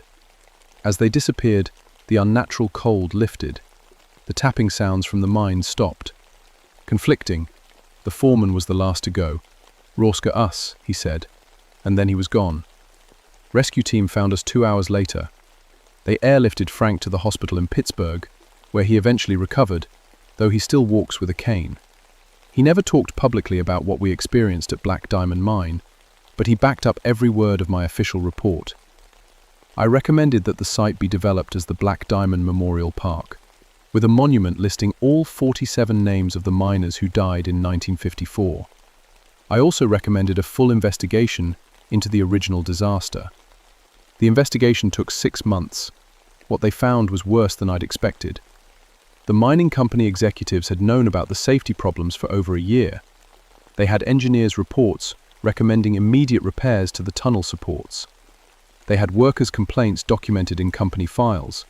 They even had a memo from the mine foreman, the same man whose spirit had spoken to me, warning that the tunnel would collapse if they didn't stop production and fix the ceiling. Nevertheless, the company chose to keep mining. Coal prices were at a 15-year high, and they didn't want to lose production time. When the tunnel finally collapsed, they destroyed all the safety reports and paid the government inspector to blame geological instability. None of the executives were still alive to face charges, but the families of the dead miners finally got their answers. More importantly, the evidence we found led to new federal mine safety regulations that have saved hundreds of lives over the past 30 years. The Black Diamond Memorial was dedicated on the 23rd anniversary of the Black disaster. 15 families who had never been able to bury their dead finally had a place to grieve. The monument lists every name, along with the words, "They died not from nature's violence, but from corporate greed. Remember them and honor their sacrifice by demanding better." At Black Diamond was just the beginning. Suppressing, word spread through the mining communities about what we'd found. Families started coming forward with their own stories of covered-up disasters, safety violations, and loved ones who died in accidents that weren't accidents at all. I've spent the last 5 years investigating mining disasters across Pennsylvania, West Virginia, and Kentucky. Each site tells the same story. Companies that put profits before people, government inspectors who looked the other way, and families who never got the truth about how their loved ones died. When the investigation gets close to the truth, I hear them. The tapping of pickaxes, the voices of dead miners calling out their names, the spirits of men who died for someone else's greed, still waiting for justice. I've learned that the dead don't rest easy when they're forgotten. They don't rest easy when their deaths are covered up or explained away or blamed on things beyond human control. They stay active, waiting for someone to care enough to dig up the truth. Frank and I are that someone. We've become unofficial advocates for mining disaster families, using our government positions to force investigations and demand accountability. It's dangerous work. Mining companies have long memories and deep pockets. But every time I'm tempted to quit, I remember the foreman's words. remember us. The spirits at Black Diamond Mine have been quiet since the memorial was built. But on February nights when the wind is strong, hikers sometimes report hearing singing from deep inside the mountain. Old mining songs, sung by voices that echo with satisfaction and peace. They're at rest now, but there are dozens of other sites where the dead are still waiting, still tapping on rock with phantom pickaxes, still calling out the names of their fellow miners, still waiting for someone to remember them and tell their stories. My name is Margaret Steelwater, and I've been a park ranger for 16 years. I work in the mountains of Appalachia, where the dead don't rest easy and the living still fight for justice. And I've learned that sometimes the only way to put the past to rest is to dig it up and force the world to look at it, even when it's buried under tons of rock and 20 years of lies, even when it's guarded by the angry spirits of men who died before their time, even when remembering the truth means facing the uncomfortable fact that some tragedies aren't acts of God or nature, they're acts of greed and negligence, and the simple, terrible decision to value money more than human life. The mountains remember every scar we carve into them, and the dead remember every promise we break. Remember them, honor their sacrifice, and demand better from those who hold our lives in their hands. Because if we don't, they'll keep tapping on stone and calling out names until someone finally listens.